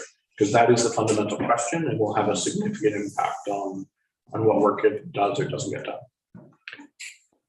I like the 4 ways. I haven't heard anyone else rush to support me on that one, but I don't like the through traffic downtown, because too many people blow those stop signs as is north-south, or creep out to the point where they feel they're already overcommitted and then they just pin it and take off. So we've had a couple accidents down there now. I've heard enough people suggest that, when we had it the 4 ways for a while, it was safer. I don't know if that's absolutely true, but It seemed to work. it seemed to work better than what we have now. So I do lean towards that. And it's also a cheap enough option, especially if we also need to enforce the parking, because we can mark those lines off as much as possible. People park in front of the Royal Bank and the TD all the time. And everybody just thinks, well, I'm going to run in for 2 minutes. And then the next guy, I'm going to run in for 2 minutes. The end result is you've got cars right in the corner all day long. So we have to enforce that, whether we station bylaw down there, put extra signage, put those, what were we talking about, those standee things, that something's got to be done there as well, because that it's the visibility as well. But I also think I don't think it would hurt to have the stops back east-west at those 2 intersections. That's just my suggestion on that. That's something I'd like us to consider. And it's not referred to in this report. So I'd love some comment back on it at least. Maybe they could say it's totally nonsensical, but it certainly seems like it would be an improvement just from somebody who drives. So I would like to at least entertain the option if everyone's okay with it. That's all you're really looking for is a possibility, right? Yeah, I think that's what it comes down to is, is that on the table, yes or no? And then at least we know what we're going to figure out. Okay, well, you've got the feedback on the other intersections. Do you need anything else on those? Just whether it's going to be included or not. Like, if you want us to do work on that or not. Well, we all threw up some different feedback on the other areas. A lot of it does tie into Parsons. So that would go back to the original motion as well in terms of cost. Mhm. It tweaks a few things with like the tweeters for the differently abled downtown. Mhm. So that's the one addition. And the other one's the 4 ways considering it. Yep. Yeah, so we can definitely do it. I just need to know, are we considering 4 ways, yes or no? Okay. Councillor Burton, then Councillor Shankar and Councillor Ostrander. Thank you. I think there's so much in this report and the intersections that we shouldn't be talking about the 4 ways at this particular time. We have enough on our plate, and I believe staff has enough on their plate to even get back to us in a couple weeks per se. And I don't even think that's going to work personally, because there is safety issues in each of these intersections all over town. And our CAO was telling us there is no money. There is no money for this. He's got to come up with some money. So I think in hindsight, we should be picking maybe 2 for now, concentrate on the areas that are really bad and see at a minimal cost, see if we can accomplish those, the smaller goal. And then in the new year or after the election, the new council can concentrate on the bigger picture. We don't have a lot of time. We need to, we could conquer the smaller goal instead of the whole picture right now. The whole picture is a lot. And I don't think that's reachable at this point in time. Thank you. Councillor Ostrander, Councillor Shankar. I think I had Corey first. I think you were better. Sure. Go ahead. So did Parsons never suggested the 4-way stop? Can I just ask that? So they were asked to take a look at the intersections and deal with it from there. Yeah. Okay, so that's our idea. Secondly, the cost associated with this is that them coming and doing it, or is that us doing it in-house? So that's their estimate of if you were to go out and get, painters and buy the signs and, do that sort of thing. I think there's some areas where we can absolutely do it in-house, but obliterating the current painting, the contractor comes in and there's a specific asphalt kind of sander that they use, and it removes that actual line. Because we did try using the paint a couple of years ago when we were making changes, it just wore through and you could see the original there. So, just that sanding part is fairly expensive, and that can add up fairly quickly. But I think there's, if we were to say, you want us to go ahead and move the parking back, sure, that's a fairly easy one. We can have the painter come in, remove those lines, put up the parking, things like, or those. In terms of the signage, there again, order the signs. We'll have to have somebody come in and install it because it's going to require lifts and whatnot. And then there's kind of painting treatments that we're going to change. So really, we're talking about chirpers, we're talking about the strobing lights, all of which we're going to have lead times, things like that. So we're probably, even if you order it in July, it's probably not going to be until sometime in the fall, and we would put it up as soon as it came in. And then really just a fundamental question, 4-way or not, because that will have a significant, if we're going to do a 4-way at King and Center, the chirper goes. Like, there's no point in doing that because all of that infrastructure from a just traffic light perspective is gone. The stop bars completely move forward and are at the intersection as opposed to 15 meters back from the traffic light. So that's really just a fundamental question is four-way at those two, yes or no? And then everything else more is cosmetic. And then we can continue adding. So we come back in July and if trippers are $1,000 per intersection, and that's where we want to spend the money, great, we can go ahead and do that. We would put when we're getting the quote for the painting, we would put on notice that, council will make a decision on July 18th, potentially for certain intersections. So can you tentatively reschedule us for your next possible date? So things like that we can kind of try and move forward as much as we can. But at the same time, we're also bound by fairly long lead times when it comes to traffic lights. But then it's just that fundamental question: what are we doing with King and Center and King and the other? And so, can I find $100,000? I'll do my absolute best. If we're talking upwards of $200,000 and $250,000, that's asking an awful lot of this year's budget. How much risk do we take by looking at this a little further, a little depth, even making a small committee to really hash through it and then budgeting it for next year? Are we at risk doing that? I would say that if you're not going to make a fundamental change to an intersection, then go ahead, let's do the minimal. Let's cost it out and let's get that moving. So at least we've mitigated our risk from that standpoint. And I think there's, some opportunities where we can, source things and use either internal or our pre-established contracts, where I would hope that in some cases it would cost less than $100,000. Really, it's going to come down to how much are the flashers and how much is the longer arm and things like that. Those are the higher cost items in that particular costing. So that would be kind of what I would suggest, is that we can come back, we can, have everything is set up as much as we can go to for the July meeting.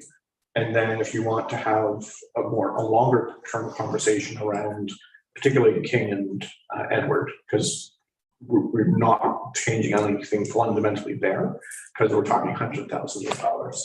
And then I would say absolutely we should take a look at that from a committee perspective, or a more thorough discussion to say what is the long-term plan for King and Edward and how do we address that one in particular. But I think when you take a look at King and Edward and Victor, we're talking about some minimal things. We're talking about changing signage, that sort of thing. And the point that, yes, it does have school crossing signs, but the fact that it is a full set of traffic lights on one side means it doesn't need that. And so people, when you mix those things up, that's when people get confused. When you're coming up to an intersection that isn't a school crossing, it would normally have a crossing guard, and that was the only thing, then having those signs make perfect sense. But because you're having that, and it's just sign clutter when you come up to a set of traffic lights, and then there's no passing from here to the intersection on red light. Well, of course, that should just be a given. And things like that. So I think that's where they looked at it and said, you have all of these things, and I think over years you add them incrementally as things happen, and then you get all of this clutter. That's where we're at now. I think the other thing that we probably didn't kind of review yet is the age of the infrastructure, and that's not something that we asked Parsons to review. So I think if you had to look at the controllers, the arms, the heads, and all that stuff, I think some of them are aged significantly. So kind of like, I don't know, maybe stoplight. Like if you had like a four-way stoplight, red stoplight in two of those intersections, you're taking a huge future cost out of the equation. It's just gonna blink, and that's it. So something to go to. That's one of the reasons I actually raised the four ways, because I think it does the job, and it does it probably the most cost-effective manner that we have. It's easy. It's the easiest option to do here downtown, and we created the problem by pulling the lights out. And I do think it's a problem. So I don't want to, make this a hill to die on, but I really do feel strongly about it, because I think that it's something people in town have been complaining about the last couple of years now. And I think we need to move on it. I don't want to wait. Absolutely. Mike? Well, I'm just going to bring up the traffic safety issue that I think is maybe the most urgent is Irving and Edward. With the school kids off for the summer, I know, and I'll try to be brief, the schools all try to do their planning in the summer so that if there's a new something in the September when the kids come back, that they blast it on daily announcements and take home notes and all that stuff to try to get the message across to everybody. And I think, you know, in a perfect world, if we could manage that now, here we are at the end of June, I don't think it's going to be possible. But I still think that it's got to have a priority there. Traffic on Edward Street is just gotten silly in the last year, 2 years.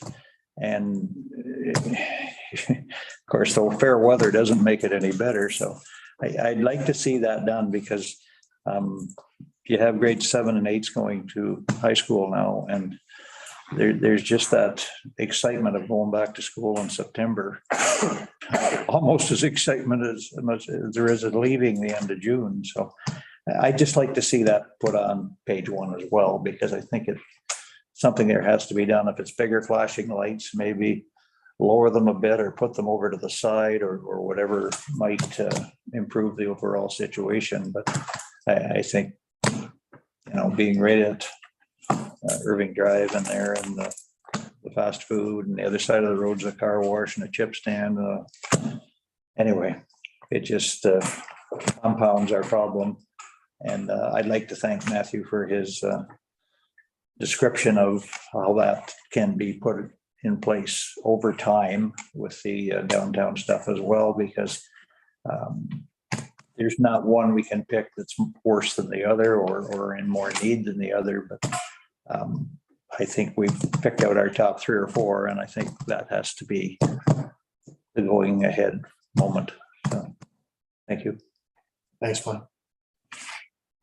Need a motion, satisfies everybody. Good luck. It doesn't really matter what we do. If I may, we're not going to please everybody. We're not going to please everybody around this table, apparently, but we've had complaints when we had all stoplights down the street. You know, we did. We all got tired of waiting at a stoplight when there was no traffic in sight. We took them out, we put 4-way stops in, you're right. And we had complaints about the 4-way stops. It doesn't matter what we do. We're not going to satisfy everybody. It's just as simple as that. So it's a question of what are we going to do? Or are we going to do anything? And in my mind, and I walk down the street more than I drive, but it's the parking issue, which I find when you're accessing King Street from, in particular, George by the Royal Bank, and in particular, Center Street. The ridiculous size of pickup trucks today. If you've got somebody parked in a legal parking spot, the first one on King in front of the Royal Bank, which really isn't in front of the Royal Bank, you can't see anything until you're in the middle of the street. It's different if it's a Volkswagen, but the pickup trucks are terrible.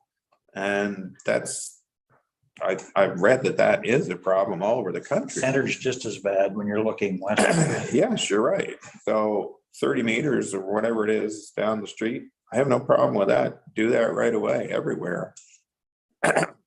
But as far as the rest of it goes, to me, it's an individual look at each intersection, and I can go along with Mike with doing the one on Urban and discussing the rest of them. And I think Leanne, you were alluding to that as well. Mhm. Excuse me. Do you have something? So I'm wondering if you want to pass a motion to say for staff, direct staff to implement the no parking as per the recommendations, particularly at King and George and King and Center. And then bring back costing for each intersection, including chirping, including implementing 4-way stop and changing line painting, And with the understanding that any decisions that are made at the July meeting, that we have a firm understanding of when they would be implemented based on contractors' timing and availability, that sort of thing. So that way we're addressing the no parking on King, which I think we can agree is a major factor. And then it gives us a little bit of time to work with our vendors, figure out what everything's going to cost, and then be able to implement it. Lines aren't getting on that truck.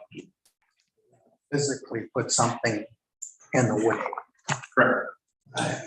A curbing or something. So I think what we'll do is we'll put they're kind of just a little pylon that's on a spring. It just goes over, doesn't damage anything, but at least it will keep people parking in those particular parking spots.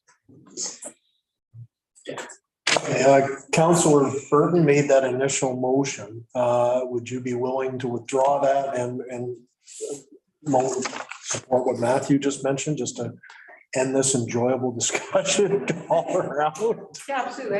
I think it captures what we all have been talking about around the table. So yes, of course, I'd be willing to make that motion. Thank you. And who seconded? Councillor McConnell. Are you willing to second that? Yeah, we're on the same wavelength here. Got the wording captured. Maybe we shouldn't ask what the actual wording is. We'll start another discussion, but I think this covers pretty much everything, but it narrows it a little bit to the focus around the table. I mean, the three biggest intersections are urban and the two downtown, really, although there are tweaks and significant changes that need to be made to all of them. Some of them can actually be a little more. Some of them could be done over time. So do we need full? I can attempt to read it back, or if council's comfortable with the way Matthew had it, or we can kind of share it really quickly here if you'd like. I'm good with just moving along if everyone else is. Matthews, it's not like these aren't recorded, so you'll be able to put together, and I think we're all on the same page. I'm sure this is going to be a 7-0. So with that, any final discussion, please say no. All in favor? Motion carried. Only about 3 hours to go. Jeez. 12.3 is staff report 69-2022 mandatory fire training. That's just up for recommendations for information. We do have the resolution coming up immediately thereafter. That is same. Yep. I am not seeing that right now. So any comments on that staff report? So we'll the same item will be coming up again on the resolution in a moment. No comments. So 13 resolutions. So 13.1 is the resolution of support regarding mandatory firefighter certifications. Recommendations. Council of the Town of Prescott supports the attached resolution from the Town of Newmarket dated May 9th, 2022 regarding mandatory firefighter certifications, and that this resolution be sent to the Solicitor General of Ontario, the Association of Municipalities Ontario, AMO, and all Leeds and Grenville municipalities for their consideration. Councillor Young, you did bring that forward before, so you're moving that.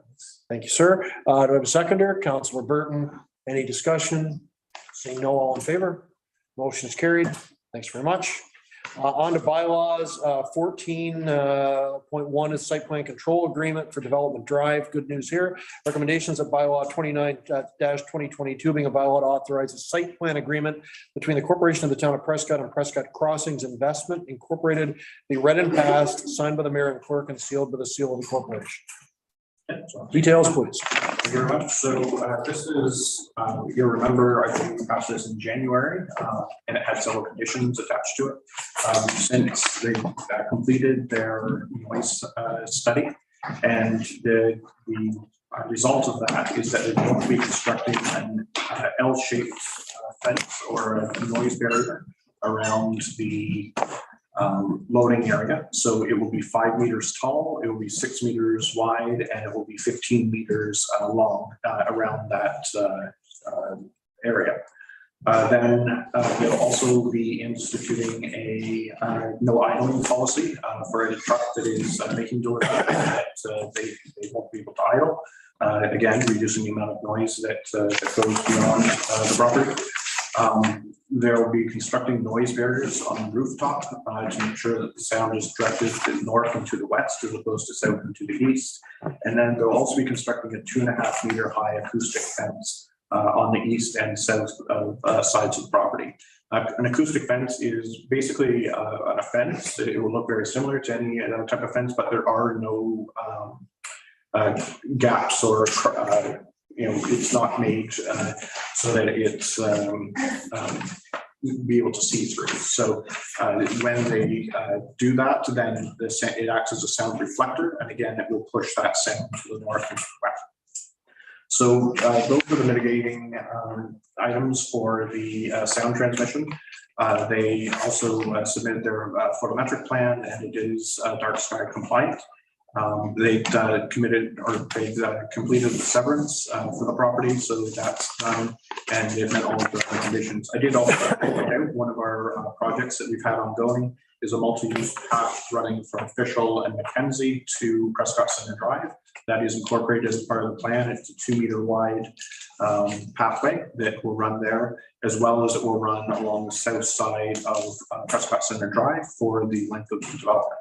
So we have a great start to that multi-use path running from Fishel and Mackenzie down to Prescott Center Drive, and then starting to move back to the west. So we're happy to see that as well. So that's the site plan control agreement that's in front of you this evening. They have passed all the conditions. They're also providing $150,000 deposit for the development, so that if there's a failure to meet any of the requirements or conditions, that the town is able to step in and pull on that deposit for that amount. So that's work for the site plan control agreement. Thank you. Good commercial development that respects neighbors and actually helps improve the entire area with the changes to the path and so forth. So solid addition to the comments. Seen some activity in there in the last couple of weeks or so. Is that any indication that? So I believe they would like to get going right away, and so I would expect this to occur in very short order now that we've come to site. Thanks. Thank you. Other comments, questions? Councilor McConnell. Matthew referenced it, and I saw it in here today when I was reading this, and I can't find it now. But you said a 5-point-something meter fence somewhere. So it's around. It will enclose the loading area. So where the trucks back in, right? It's 5 meters tall to ensure that it captures the height of the mufflers and things like that on trucks where the mufflers come up along the cab. So it is a fairly tall. It's a Duracell, PVC noise barrier, and so it absorbs the sound, and they're made to be that tall. Great. Is that within the scope of our property standards bylaw? Doesn't that allude to some kind of a maximum height on a fence in town? For fences, yes, but under site plan control, this is a noise barrier, and under site plan control, you can exceed the fence bylaw when you're dealing with mitigating sound and neighboring properties. Excellent. I was hoping that was the case. Okay, that's it. Thank you. Yeah, it was a good process overall. The planning committee, as this did come there, and really good discussion. We respected the neighbors as well. I know staff had a number of discussions with neighbors on the noise barrier and so forth. So this is how good development gets done. Actually, you work with it with your neighbors, you work with your town residents, you bring it in, and you try to make sure that it's a nice addition to the neighborhood. That's not more of something that people are going to have frustration with, whether it's noise or traffic or whatever. So looking forward to getting this one started. It sounds like they'll be breaking ground imminently. So good stuff. Any final comments? Seeing none, I'll call the question. All in favor? Motion is carried. I'm checking for motion. Did I get someone on that? I thought I did, maybe I didn't. I didn't, I had to get up and leave that. We had it when I left. Anyone remember moving that? Ray and I did. Sounds good. I could have sworn I got one for that, but I mean, who knows? Somebody call in and tell us. Yeah, after the crosswalk, I think we're all fried anyways. So lucky to get through the end of the day. Okay, so that's good. 14.1. Water and sewer rates and charges. Recommendations bylaw 30-2022 being a bylaw to amend bylaw 03-2006 to set water and sewer rates and charges be read and passed, signed by the mayor and clerk, and sealed with the seal of the corporation. Mover, please. Councilor Shankar, seconded by Councilor Ostrander. Mr. Treasurer. Absolutely. Treasurer hat on. Thank you very much, Mr. Mayor. So this is just enacting the 2% increase that we said we would do at July 1st. And so this is the enacting bylaw and it will set the rates for the rest of the year.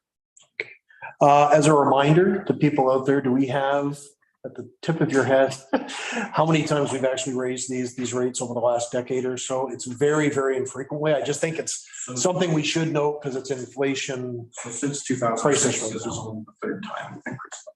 So there you go. Just something to keep in mind with everyone right now, because inflation is, of course, at levels we haven't seen in a very long time. We're still doing the best we can to keep the cost of living down. Any comments on this motion?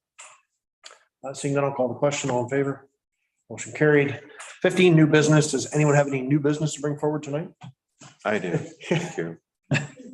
As luck would have it, seriously, I do. And it has to do with parking. Oh, Yes, it should be able to be dealt with rather quickly, I hope. And it also is concerning St. Lawrence Street at the south end and Kelly's Beach. is this a notice of motion or new business? This is new business. Oh, okay, because I just see you're referring. Well, I do have a motion here if you want to proceed that way, which was drafted this afternoon by Lindsay. But here's the situation.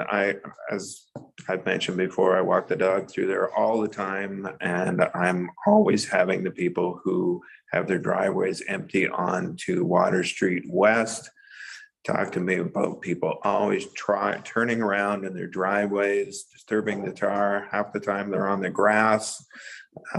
It's a pain. Some of them have pylons out so people can't turn in, which is also a pain because if you want to back out of your driveway, you got to get out of your car, move the pylon, get out of your car, put the pylon back, you come back. It's not right. And so I have a solution and I'm hoping it is swallowable by everybody. And I know parking is premium for the park and the beach, but we do have parking on the far side.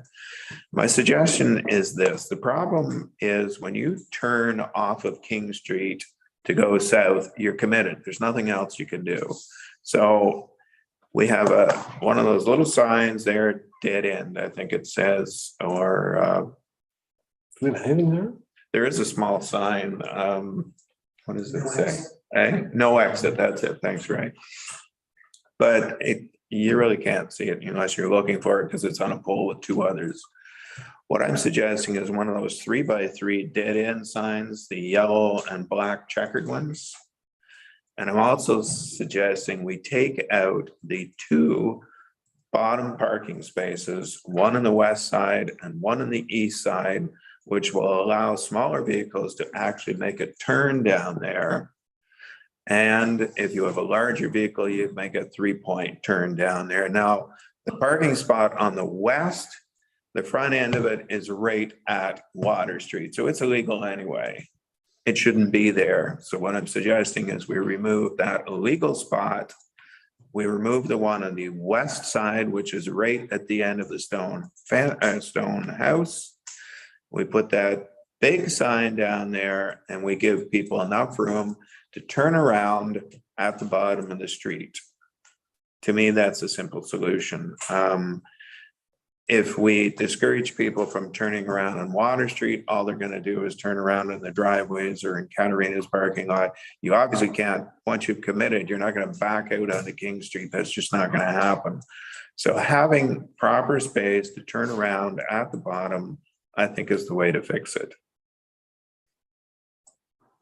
Now, I know you're not gonna be happy with that because you are, if I may say, parking you feel is an issue for the beach, and you're right. You're right, but when you have a problem like this, and we have an illegal parking spot anyway, it seems to me that we should be looking after the people that live down there and have to put up with this year after year after year.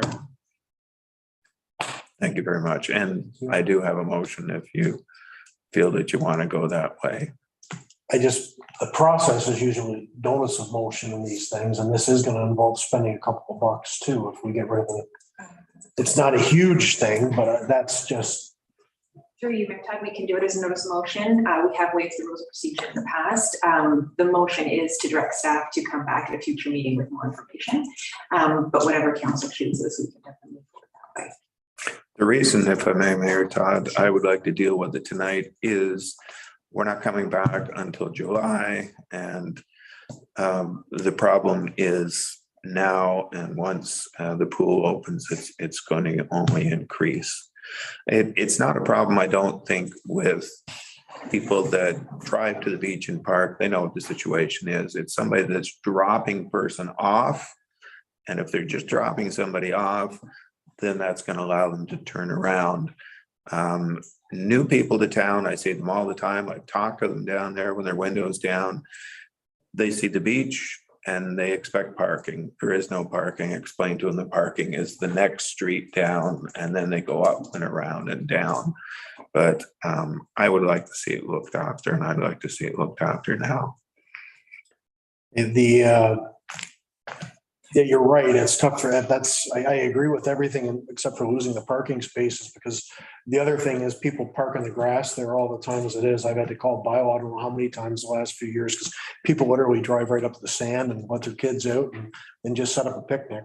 So if you actually take those parking spaces away, I think you're going to have even worse trouble with people driving right up into the, that would be my one concern. But if the motion is just to gather information, what's the wording in the motion, Lynn? Well, the wording that Lindsay has here is that staff be directed to develop and implement measures. So there is the implementing thing here as well. To reduce, eliminate the use of private laneways located in St. Lawrence and Water Street West by motor vehicles turning around to access the beach area. The driving onto the actual grass, I've noticed the same as you, but there is a curb that is normally there. It's taken out in the winter to access plowing. Plow knocked it over. Yeah, exactly. But people do pull in. They haven't put it back because they run through there emptying out the garbage receptacles, but there's no reason why that can't be done from the other end in a circle and go out the other end. They don't have to go in there. It's just, it's a habit. People park along that stone wall too pretty frequently and just pull in there. I don't know. I understand what you're saying. I think that whole area needs to be reconfigured, as I mentioned earlier. The angled parking at the end makes perfect sense to me because it's scrub brush. All you'd have to do is move the bench in and pave it, but that's the discussion for another time. So you've got the motion. Is everyone? I don't know. Usually we do. Excuse me. We have done it in the past, but it's usually something. I can't even remember the last time we did it that way, actually. And I know we have, but it's been a while, and usually it doesn't involve money. And this has got some. This is Just would Lee be willing to remove the word implementation? No, I wouldn't. And as far as money goes, you're looking at painting out the one end and the thing of two parking spots, and that's not a heavily I honestly, I think we could do that ourselves. Or if we're doing King Street anyway, if we're eliminating parking spots there, I think it would be a minimal amount to eliminate those things. I would like to see it, and those people would like to see it before the season starts, and we're already there. So do we need a motion to waive the rules of procedure to deal with this? If council would like to waive the rules of procedure, read the motion, yes. Okay. So that'd be the first step. We need a motion to waive the rules of procedure to entertain this motion this evening. Otherwise, it goes to notice of motion. Does anyone want to put that motion forward? Councilor McConnell is putting that motion forward to waive the rules of procedure. Does he have a second? Councilor Jansen. Any further discussion? So this is just a vote on waiving the rules of procedure. Sorry, Gemma. No, I want to ask a question about the other thing, but I'll wait. All in favor on waiving the rules of procedure? Against? Okay, so you can reintroduce it, Councilor McConnell, as a notice of motion, and then we just have the discussion at the next meeting. Okay. Since you have it there, I mean, might as well get it on the table that way.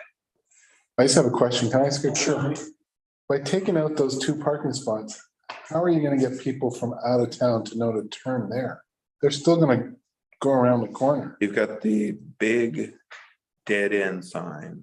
Yeah. And I think the size of that sign plus the area at the bottom where they can turn around, common sense would indicate, oh, it's a dead end.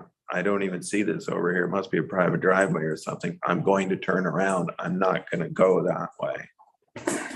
But I mean, I've made that mistake going down there and thinking that I could turn. And I've been to that beach many, many times. The kids all worked at that pool. So I just don't see how taking those 2 parking spots is going to say, oh, I'm not going to turn here. And I understand you're saying to put a big sign, but now you can't turn. You will be able to if those 2 parking spots are out of there. Is the thing. Unless I suppose if you had a very small car, you could do it now. But if you take those, like a pickup truck, that's pretty common. You could do a 3-point turn with a pickup truck with those 2. I saw somebody do it actually with a van the other day. With the 2 cars there, but I honestly, I get to the end, I can do a 3-point right there with cars there. You just go straight back, because you can back up quite a ways. And then I think you've got room, but I see what you're saying though, but we're at the point now, it'll have to come back as a notice of motion. So for further discussion.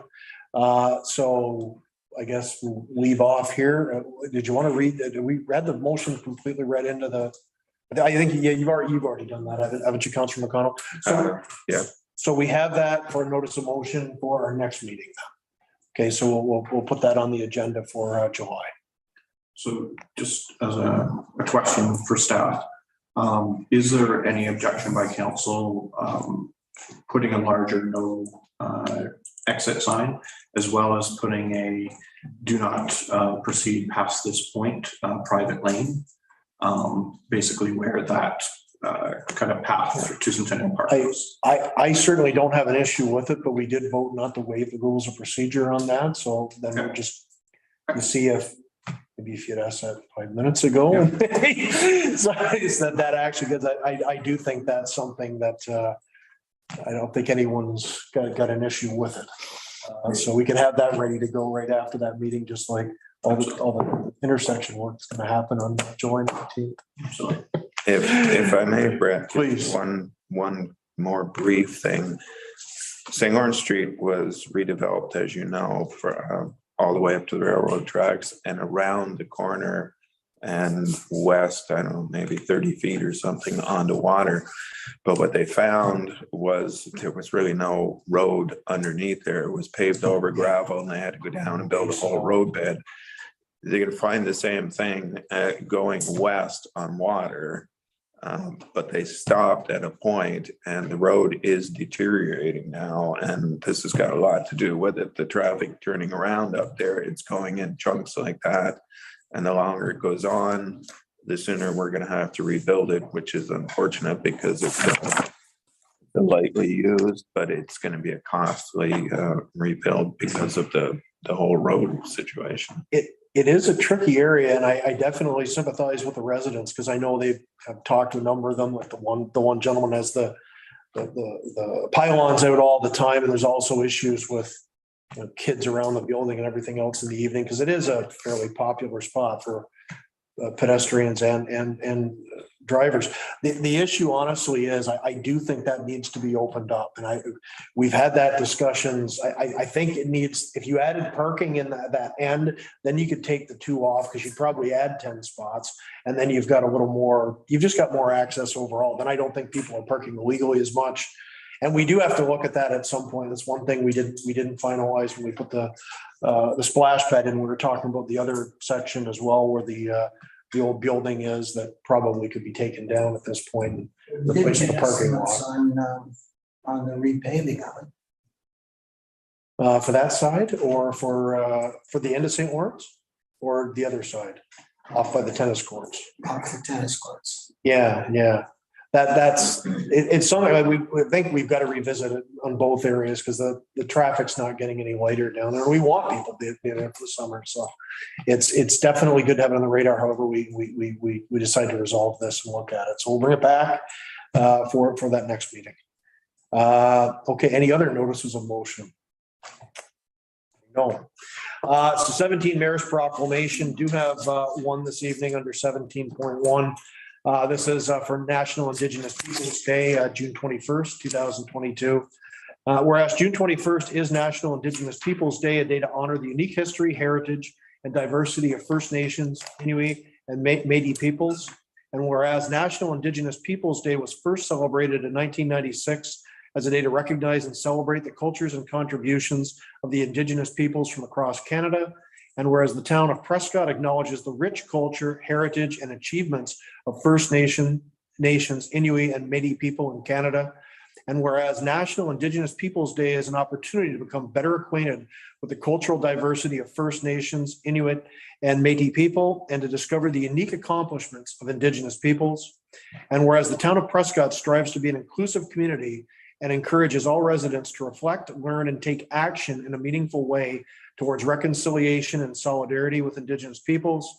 Now, therefore, I, Mayor Brett Todd of the town of Prescott, do proclaim June 21st, 2022 as National Indigenous Peoples Day.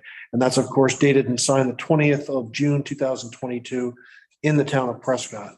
And I do notice recently along these lines, we do have the painting has commenced on the Indigenous walkways that we've started down at Centennial and also at Riverwalk. Could we have a quick comment on that from staff and where we're proceeding? I see the orange has been laid down, but I know that we're working with some high school art students, I believe, as well. So in terms of the walkways, they've been painted orange. The students are going to work in the fall on the actual stencils that will go on those orange parts. I believe the students are working on right now the mural that will go on the back side of the harbor sign, and that will be installed, I believe, as part of our July 1st. Yeah, aiming for July. excellent. Yeah, so that'll be part of our festivities that day, and they'll be unveiled that day. So that'll be exciting. And then, as I mentioned, we'll paint the stencils in the fall on the actual walkways. And we were working on interpretive plaques for there at some point in the not too distant future as well. We are going to be working with the high school as well as the fort on exactly what they should say. The fort has an Indigenous liaison that we are being put in touch with, as well as part of the Native Studies or Indigenous Studies, sorry, at the high school. Then we'll be trying to develop those as well in the fall. Excellent. Great to see that happening, and great to see we're doing what we can. I know we have, that's a significant component of the new museum is there's an Indigenous component down there. We're doing this. We have the land acknowledgement now in the meeting. So it's all progress. And I think it was Senator Sinclair in the Truth and Reconciliation Committee. I mean, people, you can set aside gestures like this as being small, but it all goes down back to education. And that's the way to really get over the issues with the past, to acknowledge the truth of what happened and to reconcile with our Indigenous, with the Indigenous peoples here in Canada. So great stuff. Great to see all that. Glad we could do the proclamation this evening, and we've really made some tremendous strides there the last couple of years that I think a lot of people do appreciate in town as well. So thanks staff for initiating all this, and we'll look forward to July 1st as another step along that path. So thanks everyone. Any other comments on that from anyone before we move on? Okay, sounds good. So we are at the closed session. If everyone's okay, I'd like to just continue without a break. Does anyone need a break? We're able, because he needs a break. So we'll take, I might as well say till 9, because that's what it's going to end up. So we'll resume at 9 o'clock. We'll take a break now. We'll return with 18, the closed session, the motion to move in, and hopefully we'll be finished by 10. Let's cross our